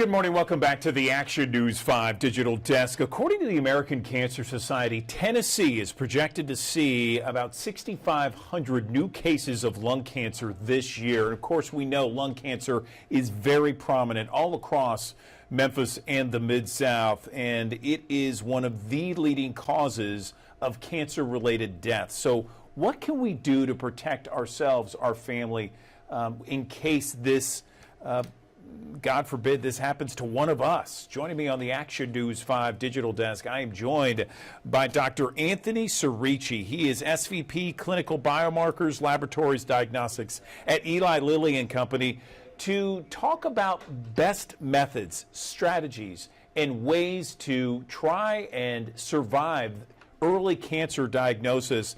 I really appreciate you joining us on the Digital Desk, Anthony. So where do we begin when it comes to surviving things like lung cancer, one of the deadliest cancers out there? Good morning. Good morning, Andrew. Thanks for having me, especially in light of the Lung Cancer Awareness Day, which is coming up. So maybe I'll start by giving you a few statistics on lung cancer to sort of buff up some of what you started with.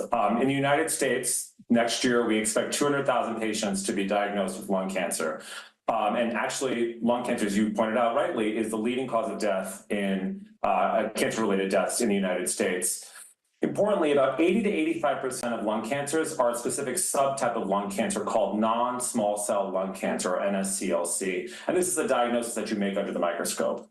So of non-small cell lung cancer, there's sort of a bit of a silver lining around that subtype of lung cancer, which is that it's really the poster child for precision medicine. So the type of medicine where you give a specific drug that targets the type of cancer that you have, the specific type of cancer that makes your cancer unique. And in non-small cell lung cancer, we have about 9 to 10 biomarkers that are recommended to be tested in that cancer type. So if you are a patient diagnosed with non-small cell lung cancer, there's a between 60 and 70% chance that your cancer is positive for one of these biomarkers. And why does that matter? It's because that will change the way your doctor, your physician, your healthcare provider, you and your family will make decisions around the way you treat your lung cancer, even in the first line setting. So biomarkers, huge role to play in the diagnosis and treatment of non-small cell lung cancer, but you got to test. And that's really, really critical. It's part of my messages today. Yeah, so I want to do a little bit of a deep dive into this, Anthony, the biomarkers here. Tell me more about why this is so important, and if someone is, I guess, just diagnosed with lung cancer, how do the biomarkers help them and help their team, their doctors, really kind of combat that cancer? Sure. So as I mentioned, the guidelines recommend, the United States guidelines by NCCN, the National Comprehensive Cancer Network, recommend testing for between 9 and 10 biomarkers in non-small cell lung cancer. And those are generally advised to be tested at diagnosis, right? So when you get a diagnosis of lung cancer, testing is recommended by these guidelines. And as I mentioned in my first answer, it's because the decision for what treatment you're going to use, what medicine your physician will use in that first line setting, and in fact, sometimes even in early lung cancer, can be driven by which biomarkers are positive or negative in your tumor. Importantly, because there are so many biomarkers to test for, in general, we recommend, and the guidelines recommend, using a method called comprehensive genomic profiling, or CGP. That's a method for testing biomarkers where you use one piece of tissue, one tube of blood, and with that tube of blood, you get information on all the relevant biomarkers that are relevant for treatment decisions. So not only is it important to test at diagnosis, it's important to test comprehensively, which is why a CGP approach is generally advisable for patients with non-small cell lung cancer, and really ought to be something you're discussing with your doctor fairly early on. Where do people make the most mistakes? And when I say people, I mean the whole team. I mean, you know, the diagnostics and plans, strategies going forward. Where are the biggest mistakes?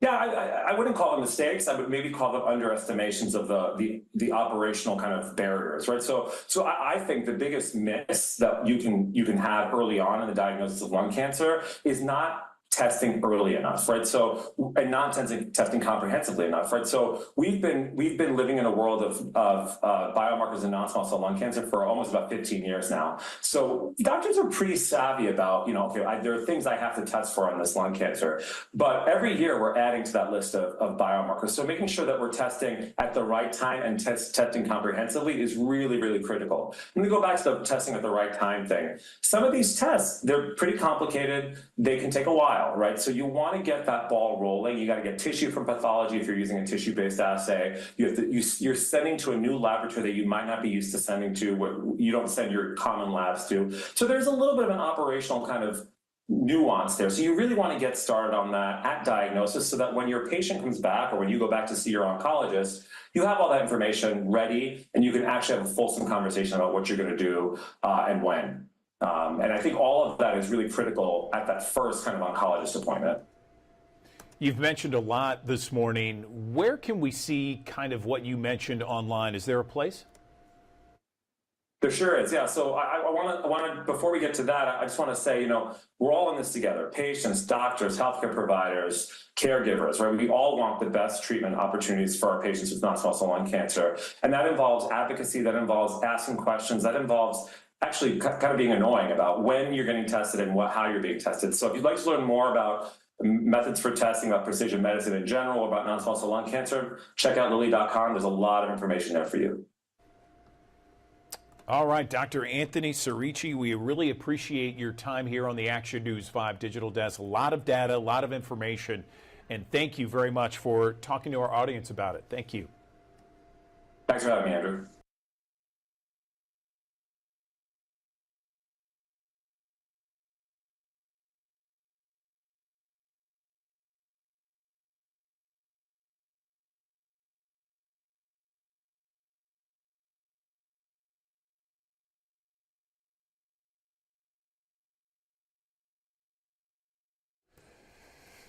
Dr. Fleming, are you ready to go? We have about 30 seconds. Okay, awesome. Awesome. Thank you. Stand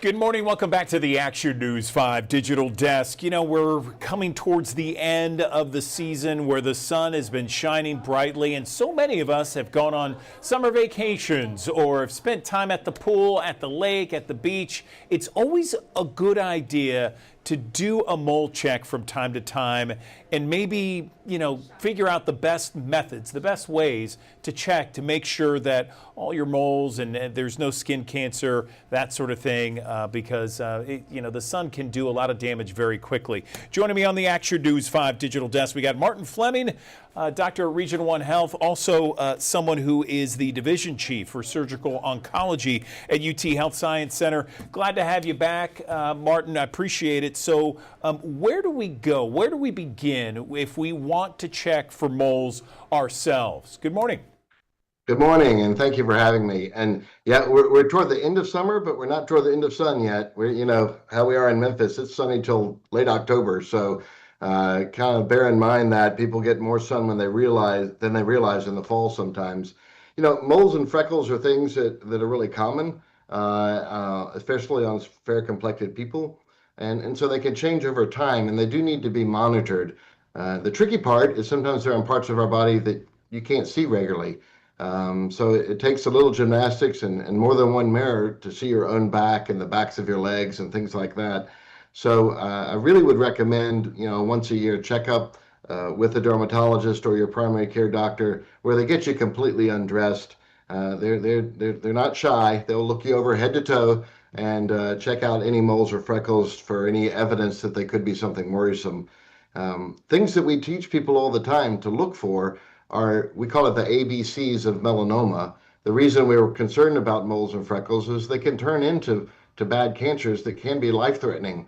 About 11 to 12,000 people every year in the United States die of melanoma, and most often it's driven by a mole or a freckle with a lot of sun exposure that changes over time. So things we tell people are the ABCs, and that just helps us remember it. A is for asymmetry, a mole or a freckle that has kind of a funny shape. It's not round, it's not oval. Some people describe it as looking like a map or an animal or something, so they have a weird shape to them. B is for border irregularity, meaning the edge of the mole or freckle, the edge of the pigment doesn't have a clean stop. It kind of feathers out into the normal tissue around it. C is for color variation, meaning it's not just brown or tan. It might be brown and black and blue or pink or red, kind of all mixed in the lesion. And then D is for diameter. It just means a mole that's more than about 5 or 6 millimeters. Just a good reference point is a pencil eraser. Something that's bigger than that might need to be evaluated. And then E, we use the term evolution, meaning anything that's changing. So A, B, C, D, E, people that have lots of moles and freckles may have very large moles and freckles, but they've been there for 20 years and they haven't changed and they're fine.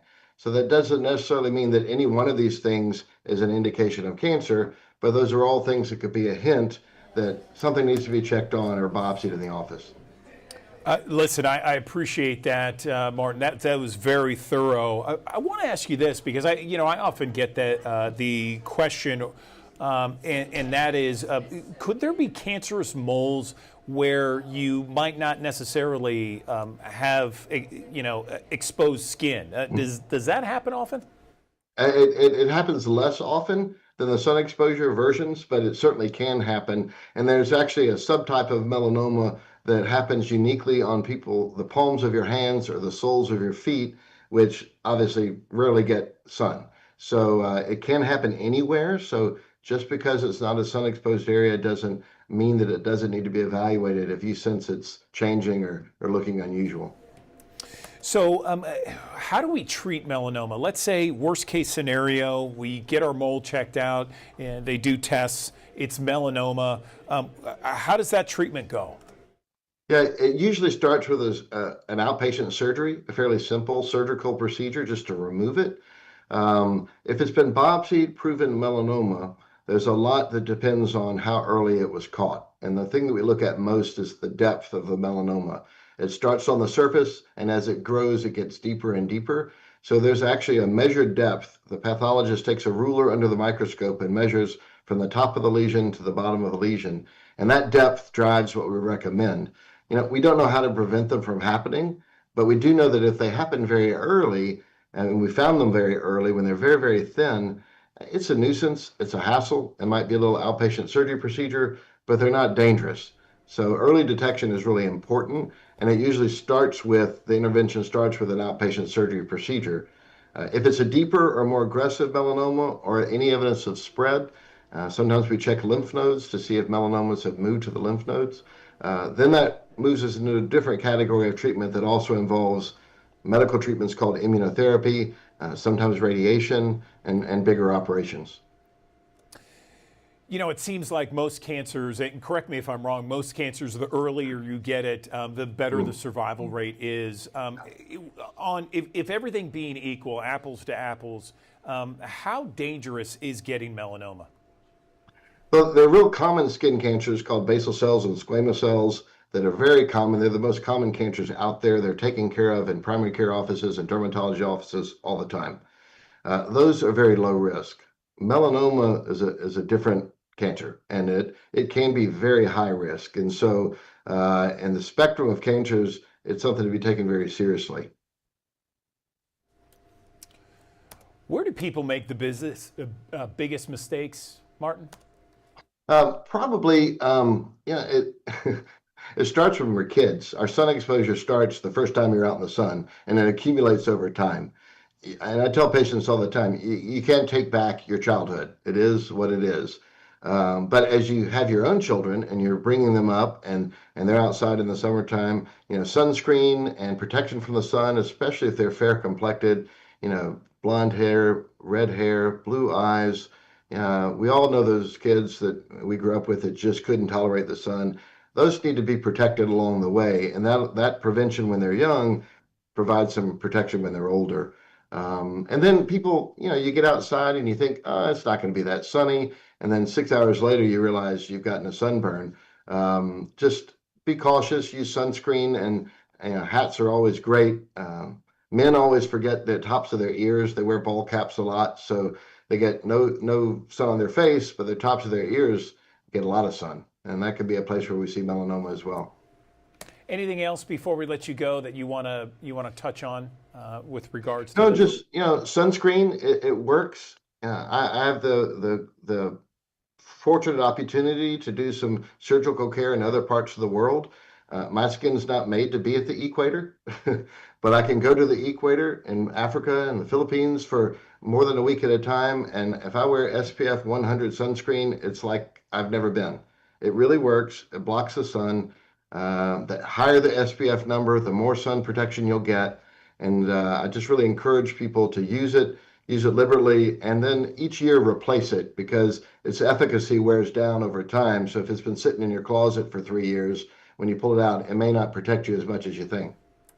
The minimum, I always hear SPF 30 as a minimum. Is your thing? Yeah, it can confuse people because, I jokingly tell people, a little bit of a bad thing is still a bad thing. So I'm kind of an advocate that, we should all be white and pasty if we can and not get any sun. But the protection is not linear. In other words, SPF 50 covers pretty much 90% of the sun. You get above 50 and you're not getting twice as much protection, but you're getting more protection. So 30 hits at about 75% protection. So 15 is about 50% protection. So it's just a matter of how much sun do you want to have. And in my world, 0 is the answer. So I just tell people the higher the number you can find, use it. Gotcha. Well, Dr. Martin Fleming joining us here on the Action News 5 Digital Desk. Thank you for the insight with regards to moles and skin cancer and best practices, best methods to prevent melanoma or any kind of skin cancer from happening. We appreciate your time. Thank you. No, thank you for having me. It's always a pleasure. Appreciate it. Thank you. Another live look from our High Five camera. And as you heard, hey, make sure you wear the SPF out there. It's a hot one. It's a sunny one. It's 84 degrees, 10 minutes after 10 o'clock. Let's talk about your forecast in 1 minute.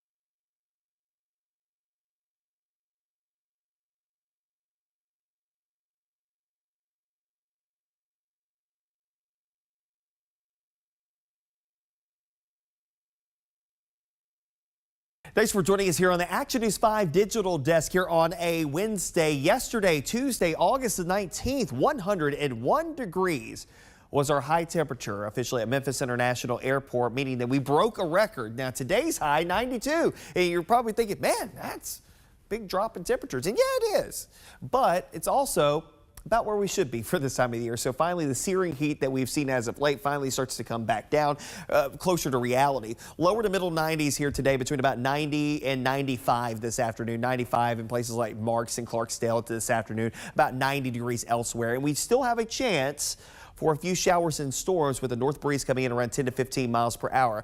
There's still enough humidity, enough moisture in the atmosphere for not only the opportunity for a few showers and thunderstorms, but also the opportunity for feels like temperatures to crest closer to about 105 this afternoon. So take care of the heat if you do have to be outside for any prolonged period of time. But this is more of your standard operating procedure when it comes down to heat and humidity combination here across the Mid-South, like we have seen in recent days previous to this past wave of heat.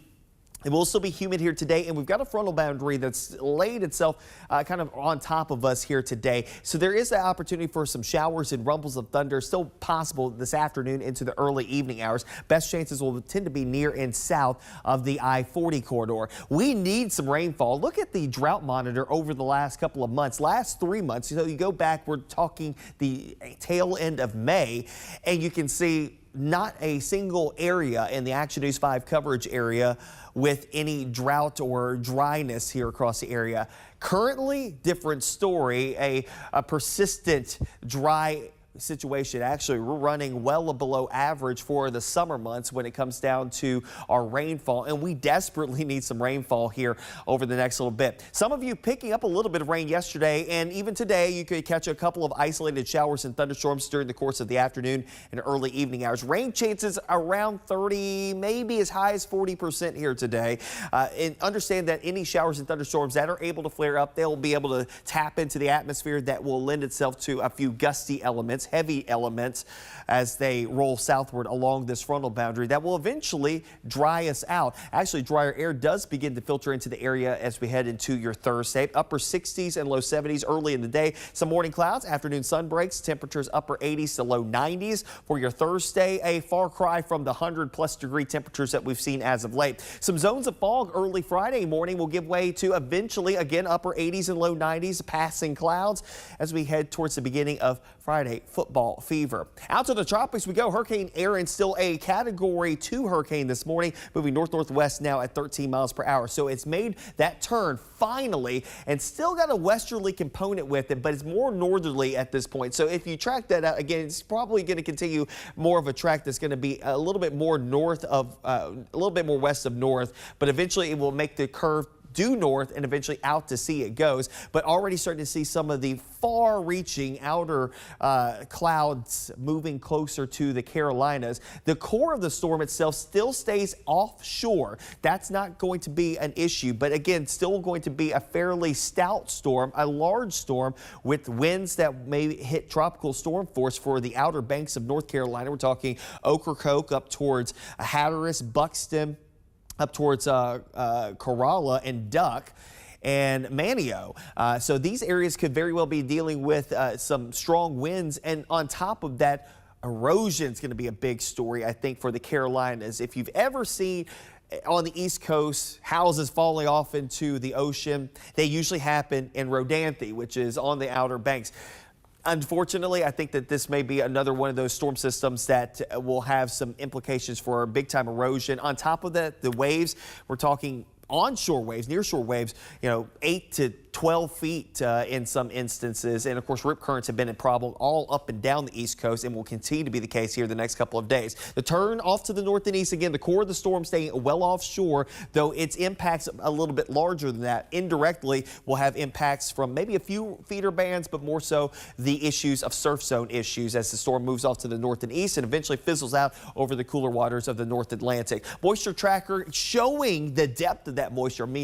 Very deep moisture right around the center of circulation as it makes a turn off to the north and east. Oddly enough, Erin will actually help out our forecast because on the western side of this very large area of low pressure, it's dragging down drier air from Canada directly into the mid-south. So that means for us, our humidity levels will go down. Look at all the deeper moisture getting shunted down towards the Gulf Coast, and a secondary blast of drier air moves in here with the secondary front that moves in on Sunday. So less humid air and lower temperatures will come along with it as well. A taste of fall, my friends, even though they will have a little surge in temperatures through the weekend.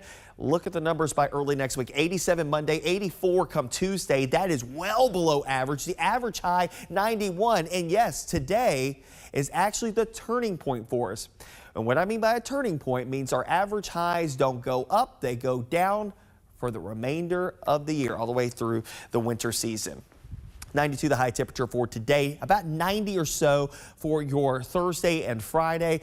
Some spots in the upper 80s. I think it's going to be a gorgeous couple of days here, but we got to get past a couple of these storms again this afternoon. Don't be surprised if one or two of those could be a little bit heavy and strong during the afternoon and early evening, but should be done by about 9 or 10 o'clock this evening. Upper 80s, low 90s, like I said, Thursday, Friday. Low and mid 90s come Saturday, Sunday. Still a chance for an isolated shower. I think that there will be a chance mainly east of the city of Memphis coming up on Saturday. Another chance for a shower or two coming up Monday. More so, I think Tuesday. We'll watch Tuesday closely because there may be a residual front just kind of looming overhead, keeps more clouds in the skies, and that will actually keep our temperatures at bay too. We'll be in the middle and upper 80s coming up on Monday, lows in the 60s, 84 coming up on Tuesday. That will operate eventually when you wake up early on Wednesday morning in the mid 60s, and I think lower 60s and some sprinkled in upper 50s by Wednesday night into early Thursday morning as temperatures start to creep back up through the middle and upper 80s with a mixture of clouds and sun. Well below average for the latter portion of the month of August. We'll take it and run with it after several days of 100+ degree heat.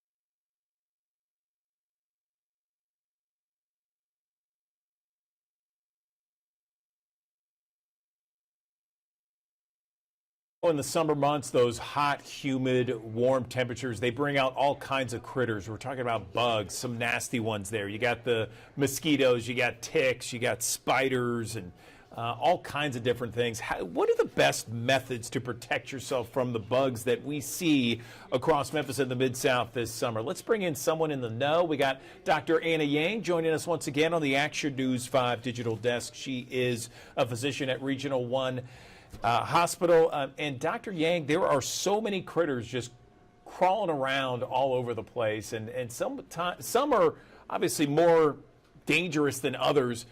What are some of the best methods to escape a bug bite this summer? Good morning. Good morning. Thanks for having me back. Yes, the spring and the summer definitely bring back the critters in full force.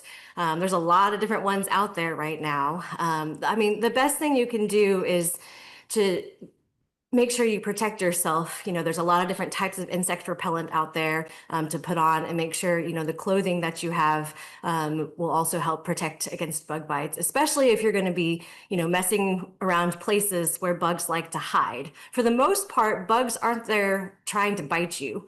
They're trying to avoid you for the most part. So, you know, try to avoid places where you might disturb you know, bugs that are resting, and make sure you wear protective clothing, bug spray. And a lot of bugs also tend to be more active in the dawn and dusk time periods. So, you know, generally being more careful during those times is important. Yeah, good advice there, Dr. Yang. What about here in the Mid-South and what you see in your practice? What are the bug bites that really cause people a lot of problems? So most bug bites are no big deal. Some bug bites you don't even feel happening and they don't do anything. Maybe they're a little bit itchy, maybe they hurt a little bit, but most bug bites are not a problem at all. Some bug bites, like mosquitoes and ticks, they can transmit illnesses. So we do have to be a little bit more careful with them. So, you know, there are a couple of cases of West Nile virus so far this year here in Tennessee. So you do have to watch out for that. Most bugs, though, don't really cause anything. Tick bites as well. In this area, there's not very much Lyme disease. It's not impossible, but there's not very much of it. We do have Rocky Mountain spotted fever here too, though. So if you do, you know, go in areas and wooded places like that that may have ticks, make sure you check yourself afterwards, check your family members, check your pets. And if you see any ticks, make sure you try to remove them early. And as far as other things like stinging insects like wasps and bees and things like that, most of the time, again, these are just, painful stings. Make sure you get the stinger out, wash it. If you need some topical medications just to kind of help the local reaction, that's totally fine. But, if you have any systemic symptoms, allergic reaction type symptoms, or you're having trouble breathing, back of your throat or your tongue or your mouth is swelling, or you get a rash all over your body, make sure you get medical care for things like that quickly. I know spiders are an issue, certainly, and the brown recluse is one of those that people need to watch for here in Memphis and the Mid-South. Can you explain a little bit to our audience some of the issues with the brown recluse? Sure. So the two venomous spiders that we have here in Tennessee, those are the brown recluse and the black widow. Both spiders are pretty easy to spot, and the good news is they don't want to bite you. They like to hide in places, dark places that are undisturbed, basements underneath, rocks and debris and things like that. So for the most part, you won't encounter them. But if you are, rummaging through areas that haven't been disturbed in a while, digging under things or pulling up rocks and things like that, then you definitely do need to be especially careful for these two things. The brown recluse spider, there is no anti-venom for. Most of the time, these also do fine, but they can cause some localized tissue destruction and necrosis. So the most important thing for these is wound care, keeping an eye on them, making sure they don't get infected. And if they are really painful or they're getting worse or they're, changing or getting deeper or turning dark inside or, something doesn't look right or feel right about it, then definitely go get checked out. But even these, most of the time, do fine. Where do people make their biggest mistakes when it comes to, bugs, bug bites, trying to prevent it, but as a result, they don't? So I don't really have anything specific for that. Most people actually do a pretty good job of protecting themselves. The most important thing is just to remember that they are out there and, use some common sense and put that bug spray on and, not reach for things that you haven't at least looked at first or, forget to protect yourself, gloves, making sure you're wearing good protective shoes and clothing. But as long as you keep those things in mind, you really can avoid most of the dangers from bugs and insects out there. If people don't want to put DEET in terms of bug spray on themselves, what do you recommend as a safe alternative to DEET? Yeah, there are a lot of different insect repellents out there that don't contain DEET. So, take a look at all the options out there. There are some things that can contain more natural chemicals and things like that that don't contain DEET that are still effective in preventing bugs from getting to you. Okay. Do you recommend any? I know that lemon eucalyptus, picaridin, some others, right? Yep, there are those for sure. They have those, bracelets out there that contain some, natural type chemicals and, fragrances and stuff like that that tend to keep away bugs. But yes, all those things you mentioned are definitely reasonable alternatives to try. Okay, Dr. Annie Yang, appreciate you coming on the digital desk to help us all just kind of avoid some of those nasty bugs out there, some ugly bugs, if you will, on the this summer here in Memphis and the Mid-South. We appreciate your time as always. All right, thanks.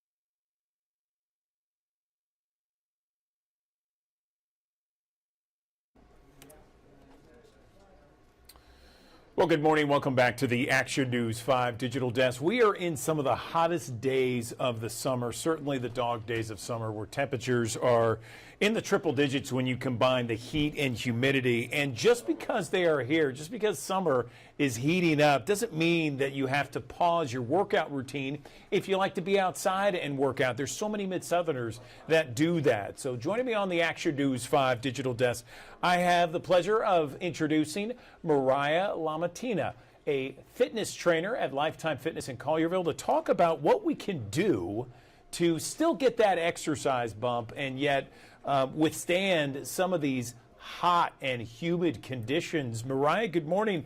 Where do we start when it comes to having that perfect exercise routine while staying safe in these dangerously hot conditions? Good morning. Hi, Andrew. Thank you so much for having me. I'm excited to be here and share. I am actually experiencing my first true Memphis summer here. So I am applying all the stuff that I know and that I'm learning from everyone around here at Lifetime to make sure that I stay safe in this ridiculously hot heat here. I don't know if you guys have noticed where you live. It's really hot. Yeah, there's no doubt. I mean, all you got to do is go outside and you immediately get smacked in the face with it. And you know, I mean, the best idea would be to just do a workout inside. But I know that there's a lot of people, you know, my wife included, who just enjoys going outside and working out outdoors, either running or jogging, that sort of thing. So what would be your advice if someone wants to do that, even though we have these hot temperatures? You're exactly right. I mean, my first choice, if I could choose, would be to come into your nearest Lifetime and take advantage of all of our amenities here. You can drop the kids off in the Kids Academy. You can do an indoor class workout with one of our awesome performers or hang out on the strength floor. And then, you know, once your workout's done, maybe you're finding that indoor pickleball court or taking the kids out to the pool and playing in the fun sun out there. That would be my top choice if it were me in the next little bit of time this year. But if you can't do that, or if you want to, I am a cyclist, so obviously that takes me out on the road. There are a lot of tips that you can do to make sure that you stay safe and enjoy your workouts, even when you have to be outside. So first of all, I would say hydration starts long before your actual workout. So you want to make sure that you stay hydrated. You can lose 1 to 2 ounces of fluid in intense workouts. So you want to make sure that you are building that fluid up in your body before, during, and after your workouts to make sure that you stay safe. The water that you lose is not just water. So when you sweat, it is losing minerals and electrolytes as well. So I pulled out some of our awesome Lifetime nutrition supplements that we have here. Our LTH Hydrate is my go-to. I have all my clients drinking this. This is my spicy margarita flavor, which is my favorite right now. But that is going to replenish some of the sodium, potassium, magnesium, things like that you are also losing in your sweat. Great advice there. I love it, Mariah. I mean, and you're right. I mean, it's so important to maintain that hydration way before you go out and exercise. And I know a lot of people try to beat the heat, as many people say, by working out either in the early morning or late in the evening. Would you recommend that? Yes. I think early morning, get it done before the sun is just beating down on you. It's going to be a great way to start your day and your routine anyway, before work and kids and things get busy. Life happens and we find reasons to not get it in anyway. So get up, get it in early. That's going to be the coolest time of the morning.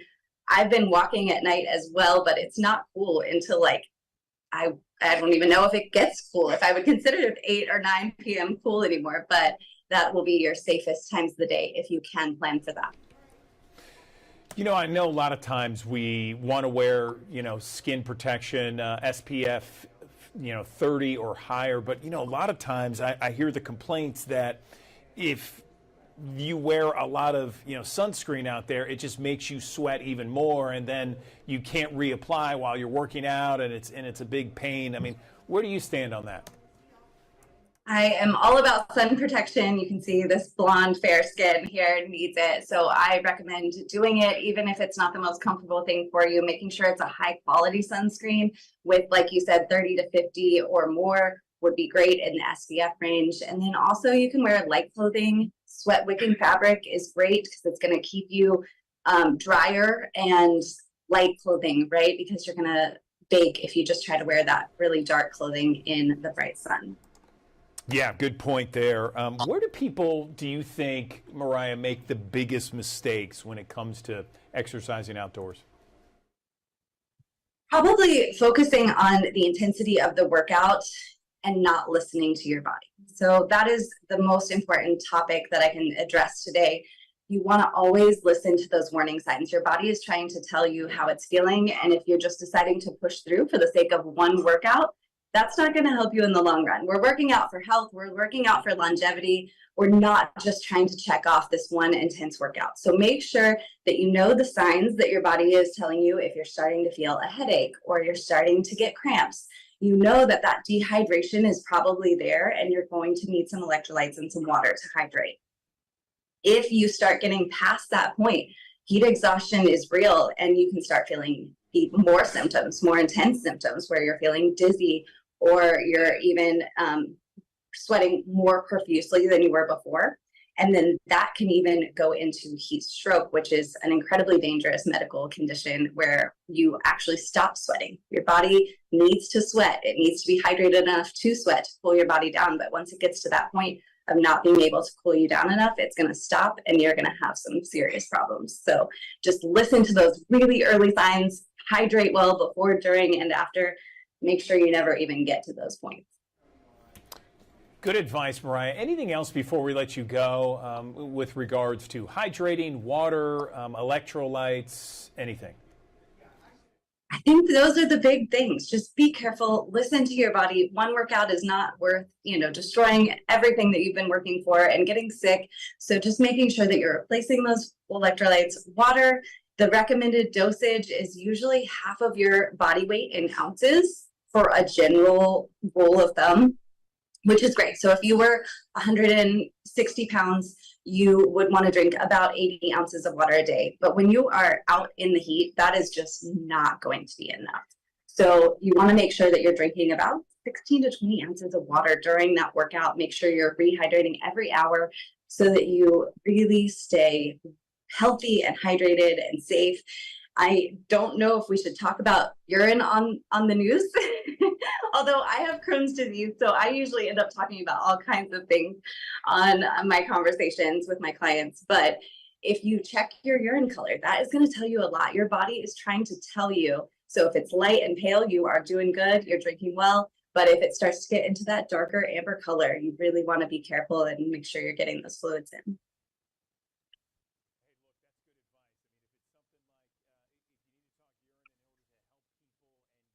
Oops, I'm sorry, I lost.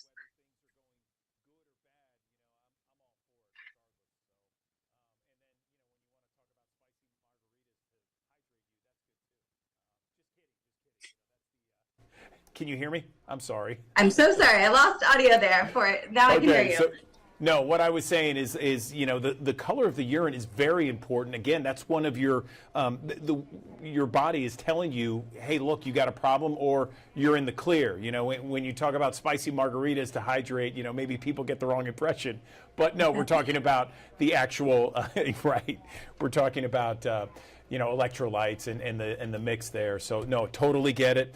Really appreciate this, Mariah. Thank you for joining us on the Digital Desk. Just to kind of give everybody friendly reminders out there, refresher on how to stay safe in this heat if you do want to exercise outside. We appreciate your time. Thank you so much. And if you can move it inside over the next couple weeks, I would prefer to do that for the most part. We have a Lifetime app that actually is free for members and non-members, and that you can download and get all kinds of free classes and content. That's also where you can find our supplements, and you don't have to be a member to take advantage of those supplements either. So just drop in the app and maybe find a workout that you can do in your home and stay out of that heat when it is those crazy heat advisories here. No question about it, Mariah. Lama Tina joining us on the Action News 5 Digital Desk. We appreciate your time. Thank you. Thank you so much for having me.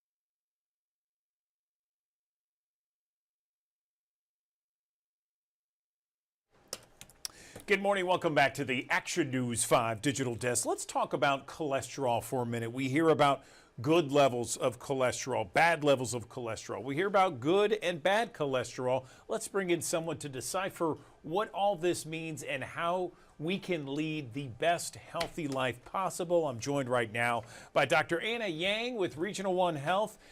Dr. Yang, again, thank you so much for joining us on the Digital Desk.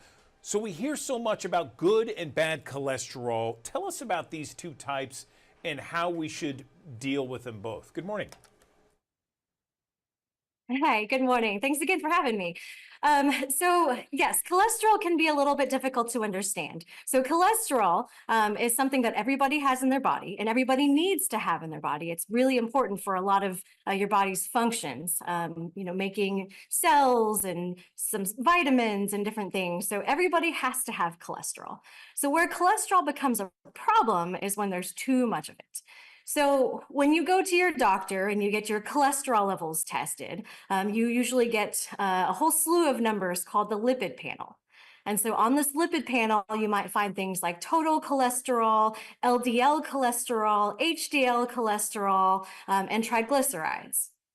So what you hear about when people say bad cholesterol is they're generally referring to that LDL.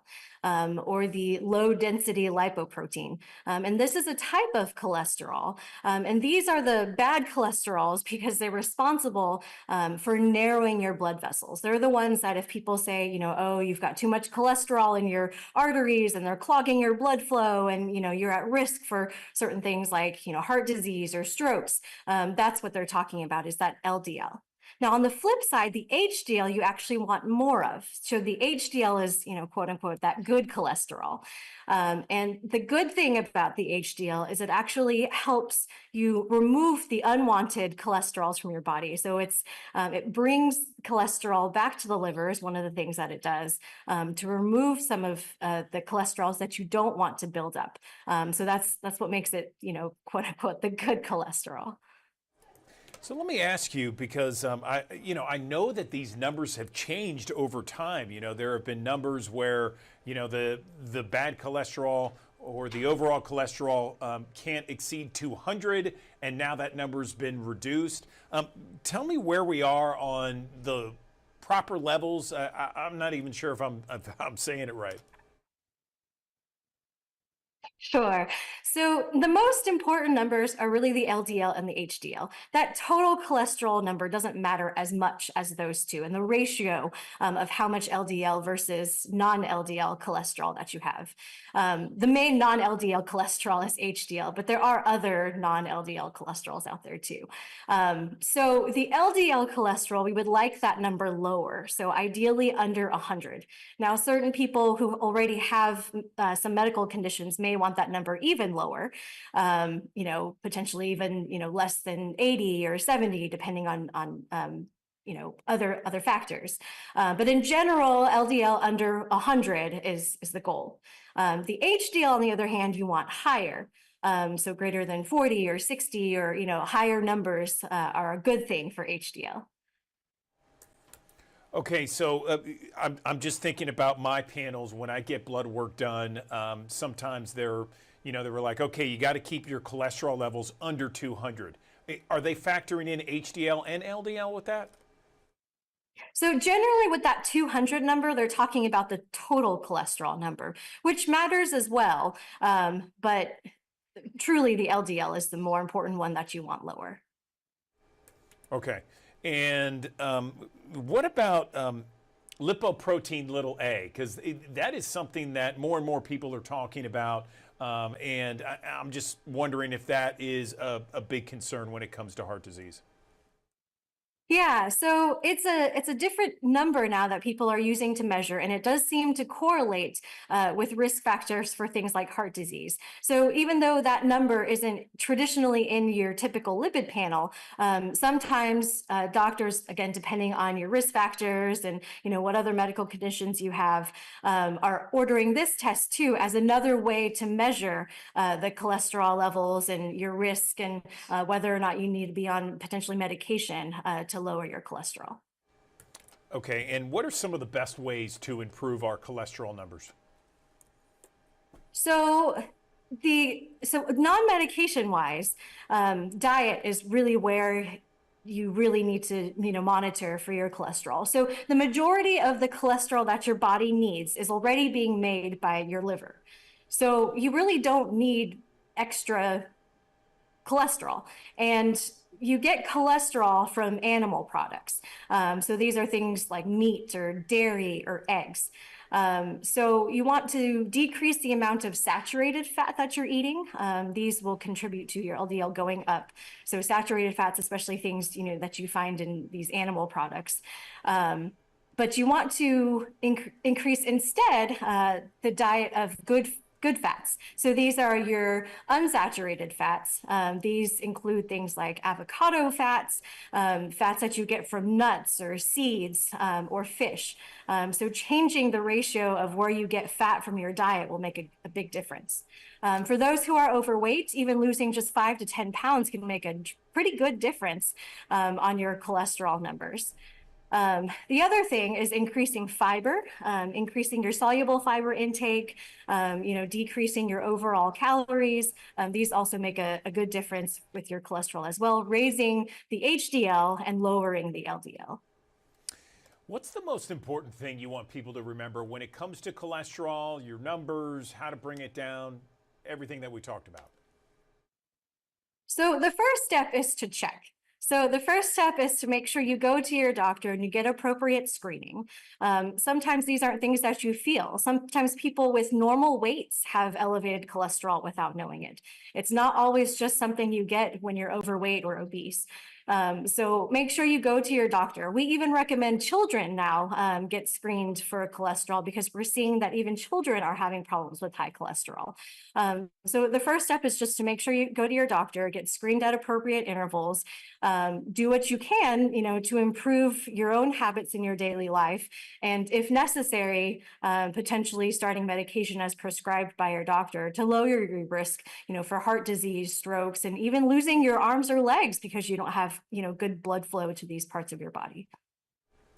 All right, Dr. Anna Yang, we appreciate your time as always on the Action News 5 digital desk. Very informative this morning. Thank you. All right, thanks for having me.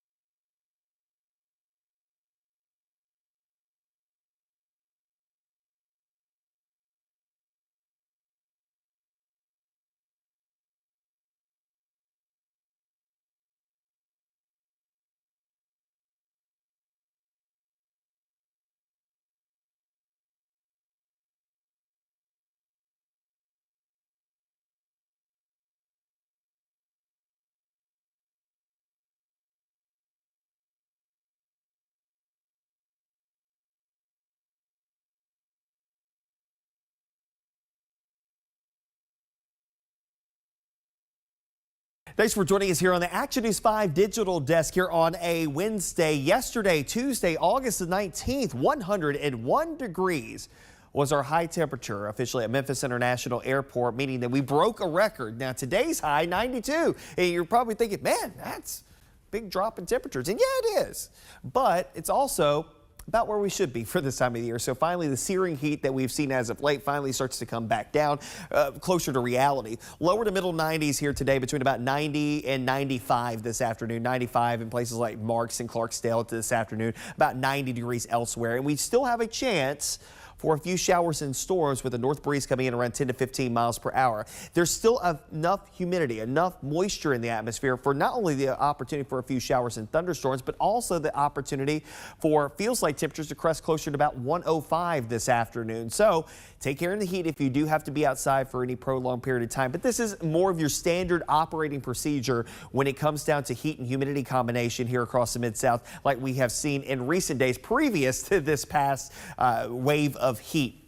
It will still be humid here today, and we've got a frontal boundary that's laid itself kind of on top of us here today. So there is the opportunity for some showers and rumbles of thunder still possible this afternoon into the early evening hours. Best chances will tend to be near and south of the I-40 corridor. We need some rainfall. Look at the drought monitor over the last couple of months, last 3 months. So you go back, we're talking the tail end of May, and you can see not a single area in the Action News 5 coverage area with any drought or dryness here across the area.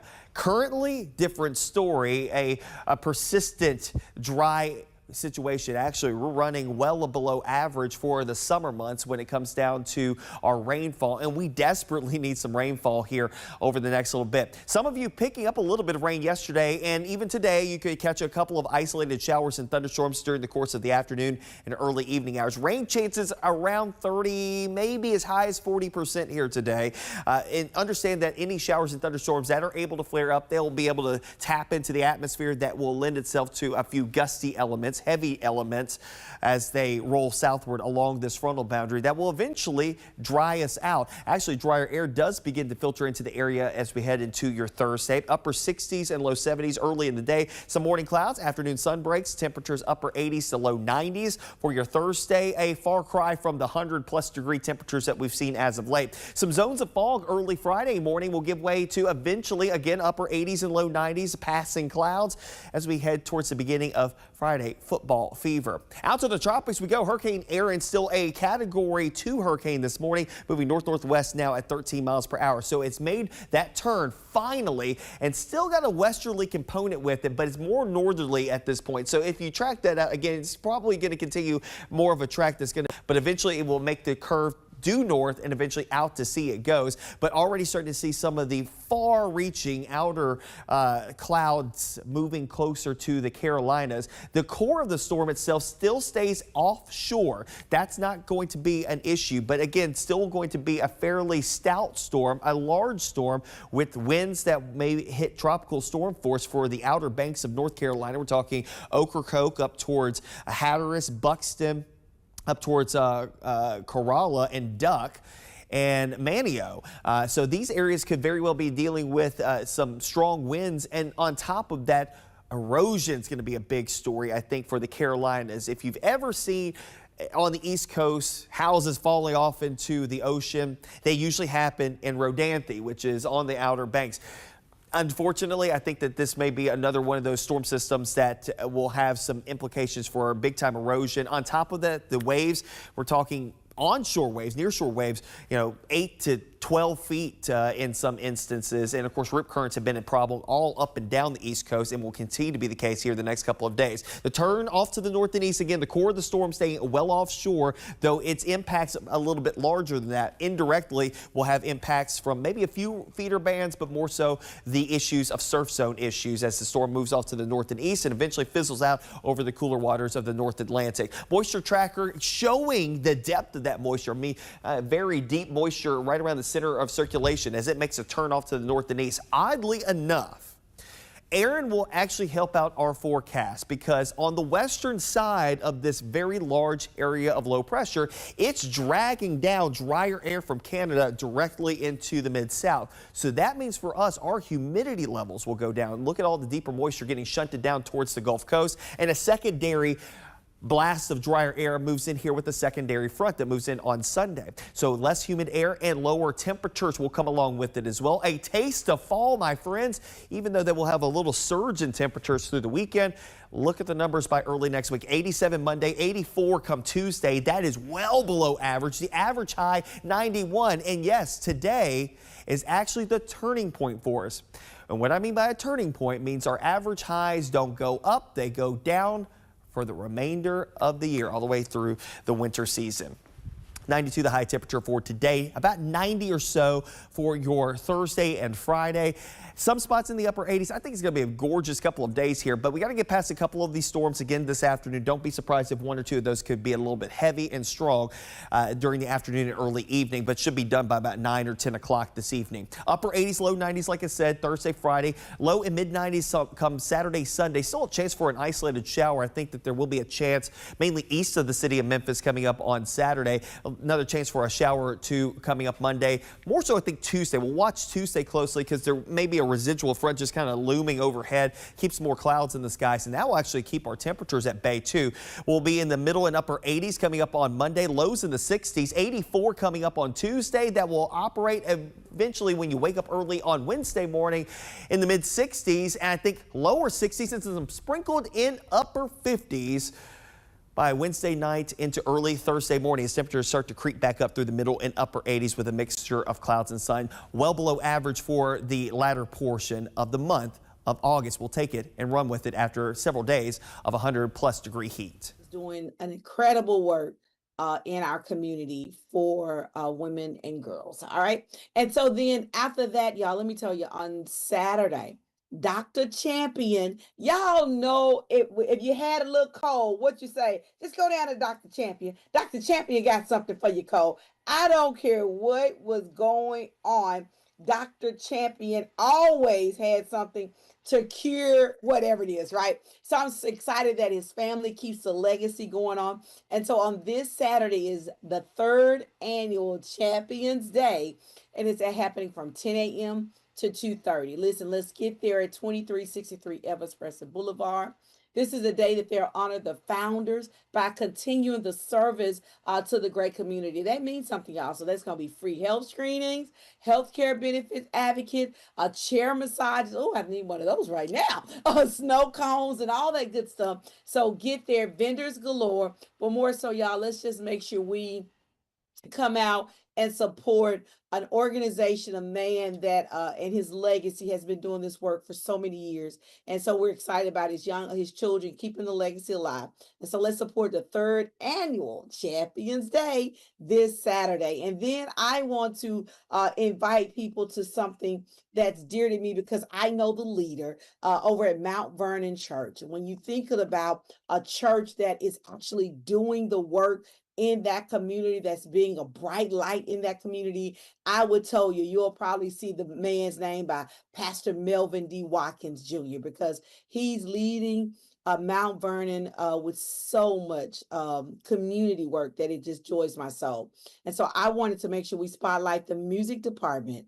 There presents a night of music and dinner, and it's happening on August the 23rd, this weekend, y'all. Let's get there.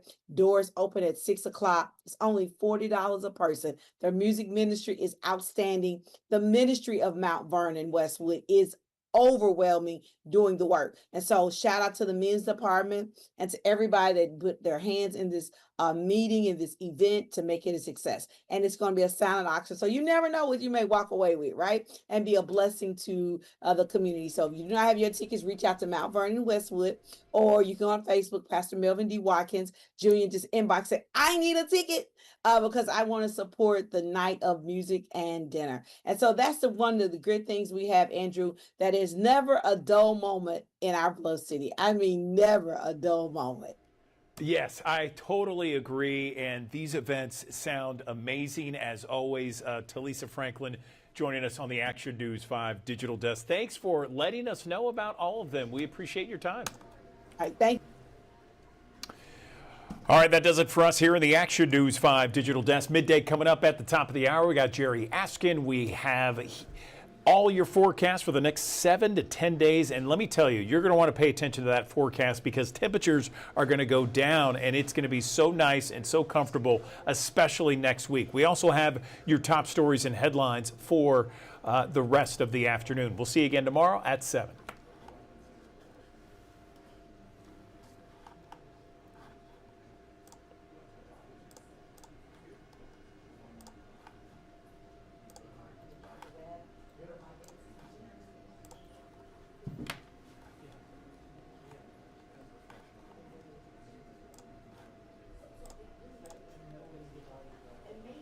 Shut down.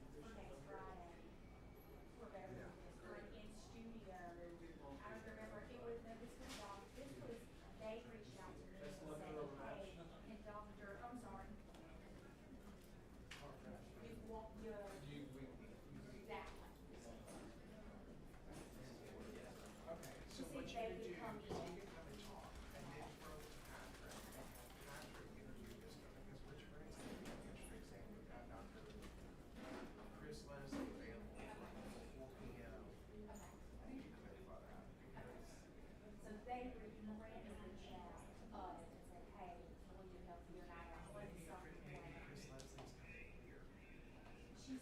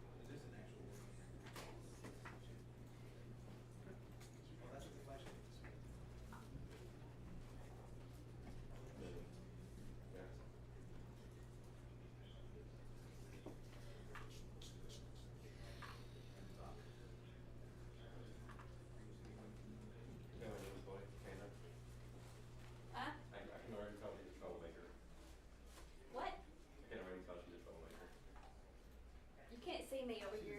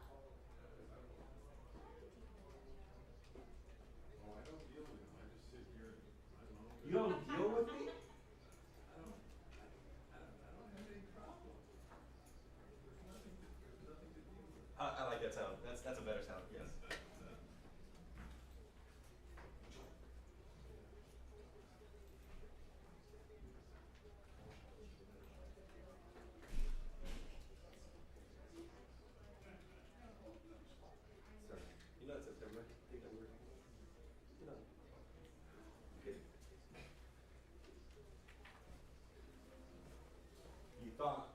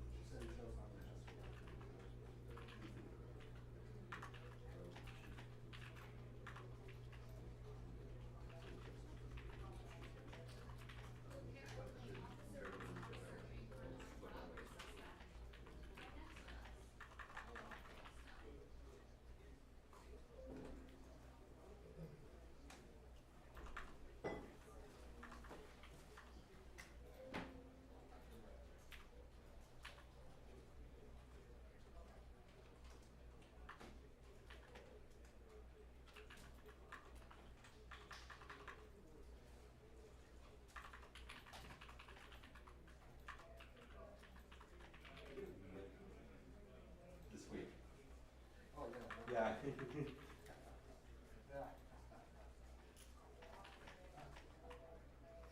Lucky you.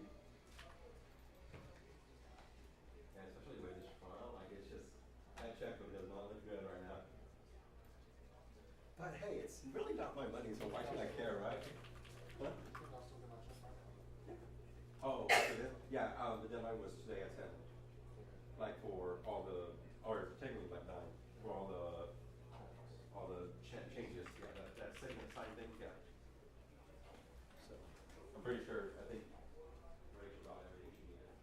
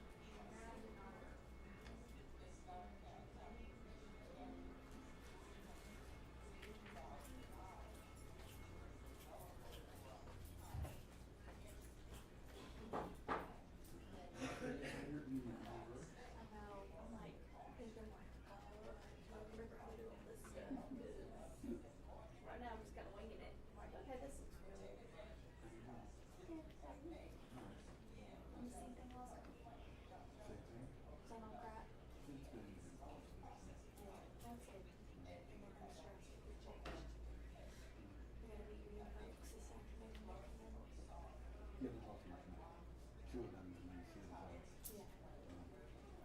They are, they're interesting. They're two guys at night are more aggressive and noisy. They want to do stuff. Sid is more laid back. Totally rubbing. Sydney grabbed her on the way. Well, he's super relaxed and she's I'd be like that too.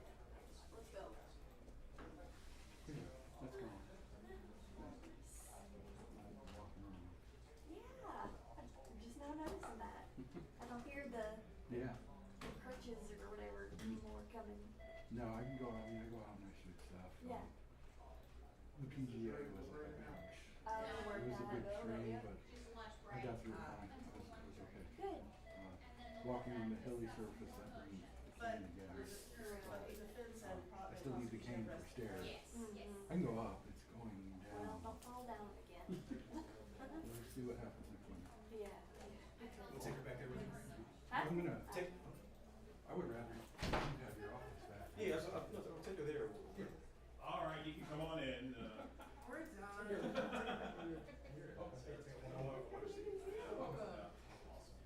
Thank you, Andrew. Had a good talk, I would imagine. Yes.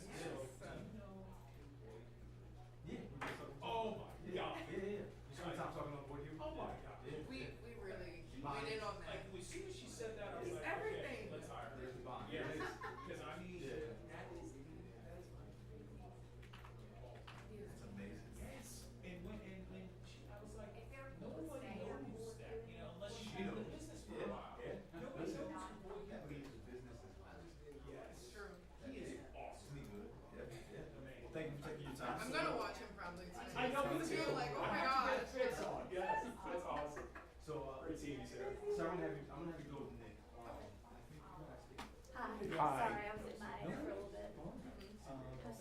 Yes, sure. Nick, nice to meet you. We'll go for a little tour real quick. We'll go to the back. Gotta mind my leg. I had a big injury that took me out for. Yeah, so I'll come in tomorrow. Hit the ground running. Yeah. I'll get some B-roll for tomorrow. Awesome, thank you. So great to have you back. Feels good. Feels great. See you tomorrow. Okay.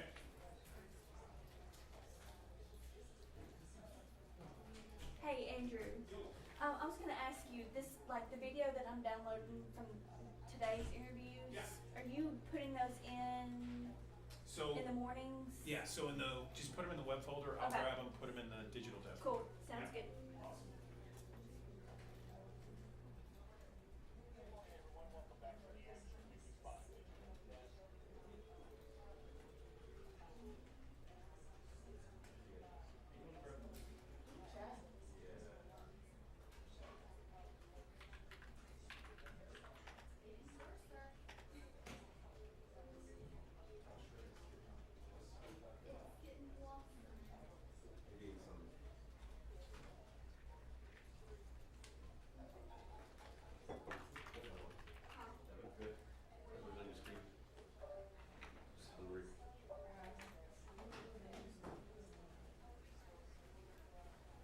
Yes, sir.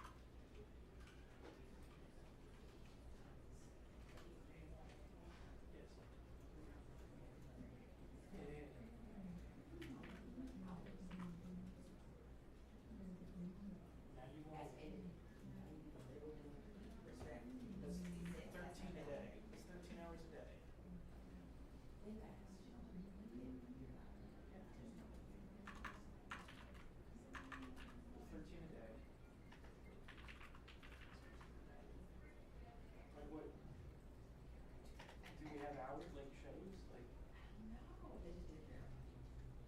Because like 5 and 9 is 4 hours. Yeah. So. And that's 7 hours a day though. Are they doing that on weekends too? 13 hours each day on weekends? If I were to get,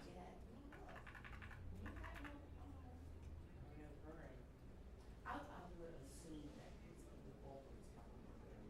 I'm sure it is. Sure, right? Well, I guess 4 to 9 would be. Would they go 4 to 10? It would be 6 hours, right? 4, 5, 6, 7, 8, 9. Yeah, that's 6 hours right there in the morning. And then, 4 to 8, I suppose, would be another 4 hours. Yeah. And they're trying to reduce it. I don't work for a Kansas.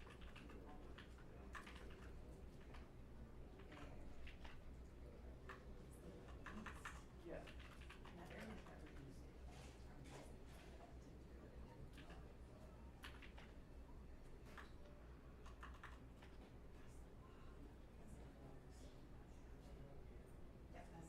You have to repeat stuff. Yeah, repeat. You just have to pop forward. Or maybe you're doing it live or just. The nights, our belief was like 1 to 2 months.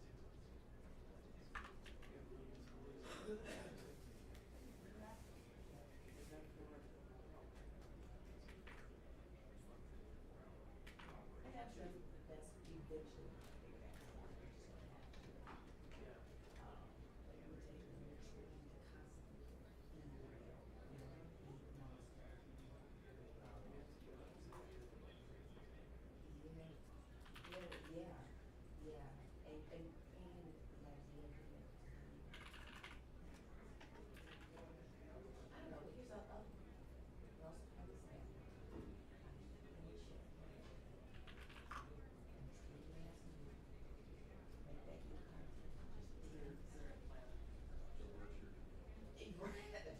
That's your brain. Yeah.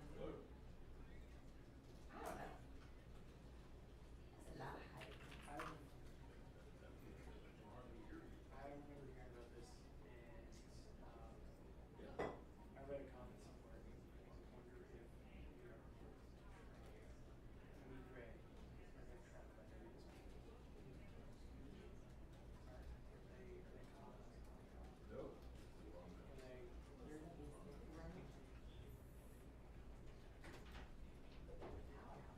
Yes. Yeah, the deflection costs.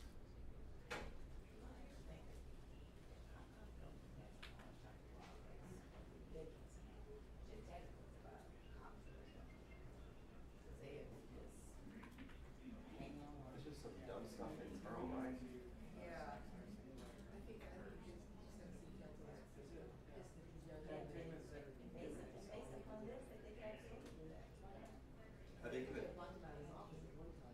I think it's just because, first of all, before you were there, they're not really legal-friendly, publicly friendly. Just like shut down, and then, they did some sketchy stuff, and, with the police force and everything like that. Yeah, and he's very transparent about everything. And he'll put all the, the good, bad, and ugly on social media, and I think they don't like that. So. Yes, sure. So anyway, yeah. But yeah, that's incredible. So it's just what, halting services and stuff like that? Like, They freeze the money. The last time they froze the money, he was worried that they wouldn't be able to get their trash collected. yeah, that's what they were doing with her now, and apparently there's some more infrastructure stuff that are some having to do they can't do it. So. Yeah, sure. Like he had Lifestyle. $80,000 left over from the COVID money that the city got. Yeah. And he wanted to use it. Especially if you don't have kids.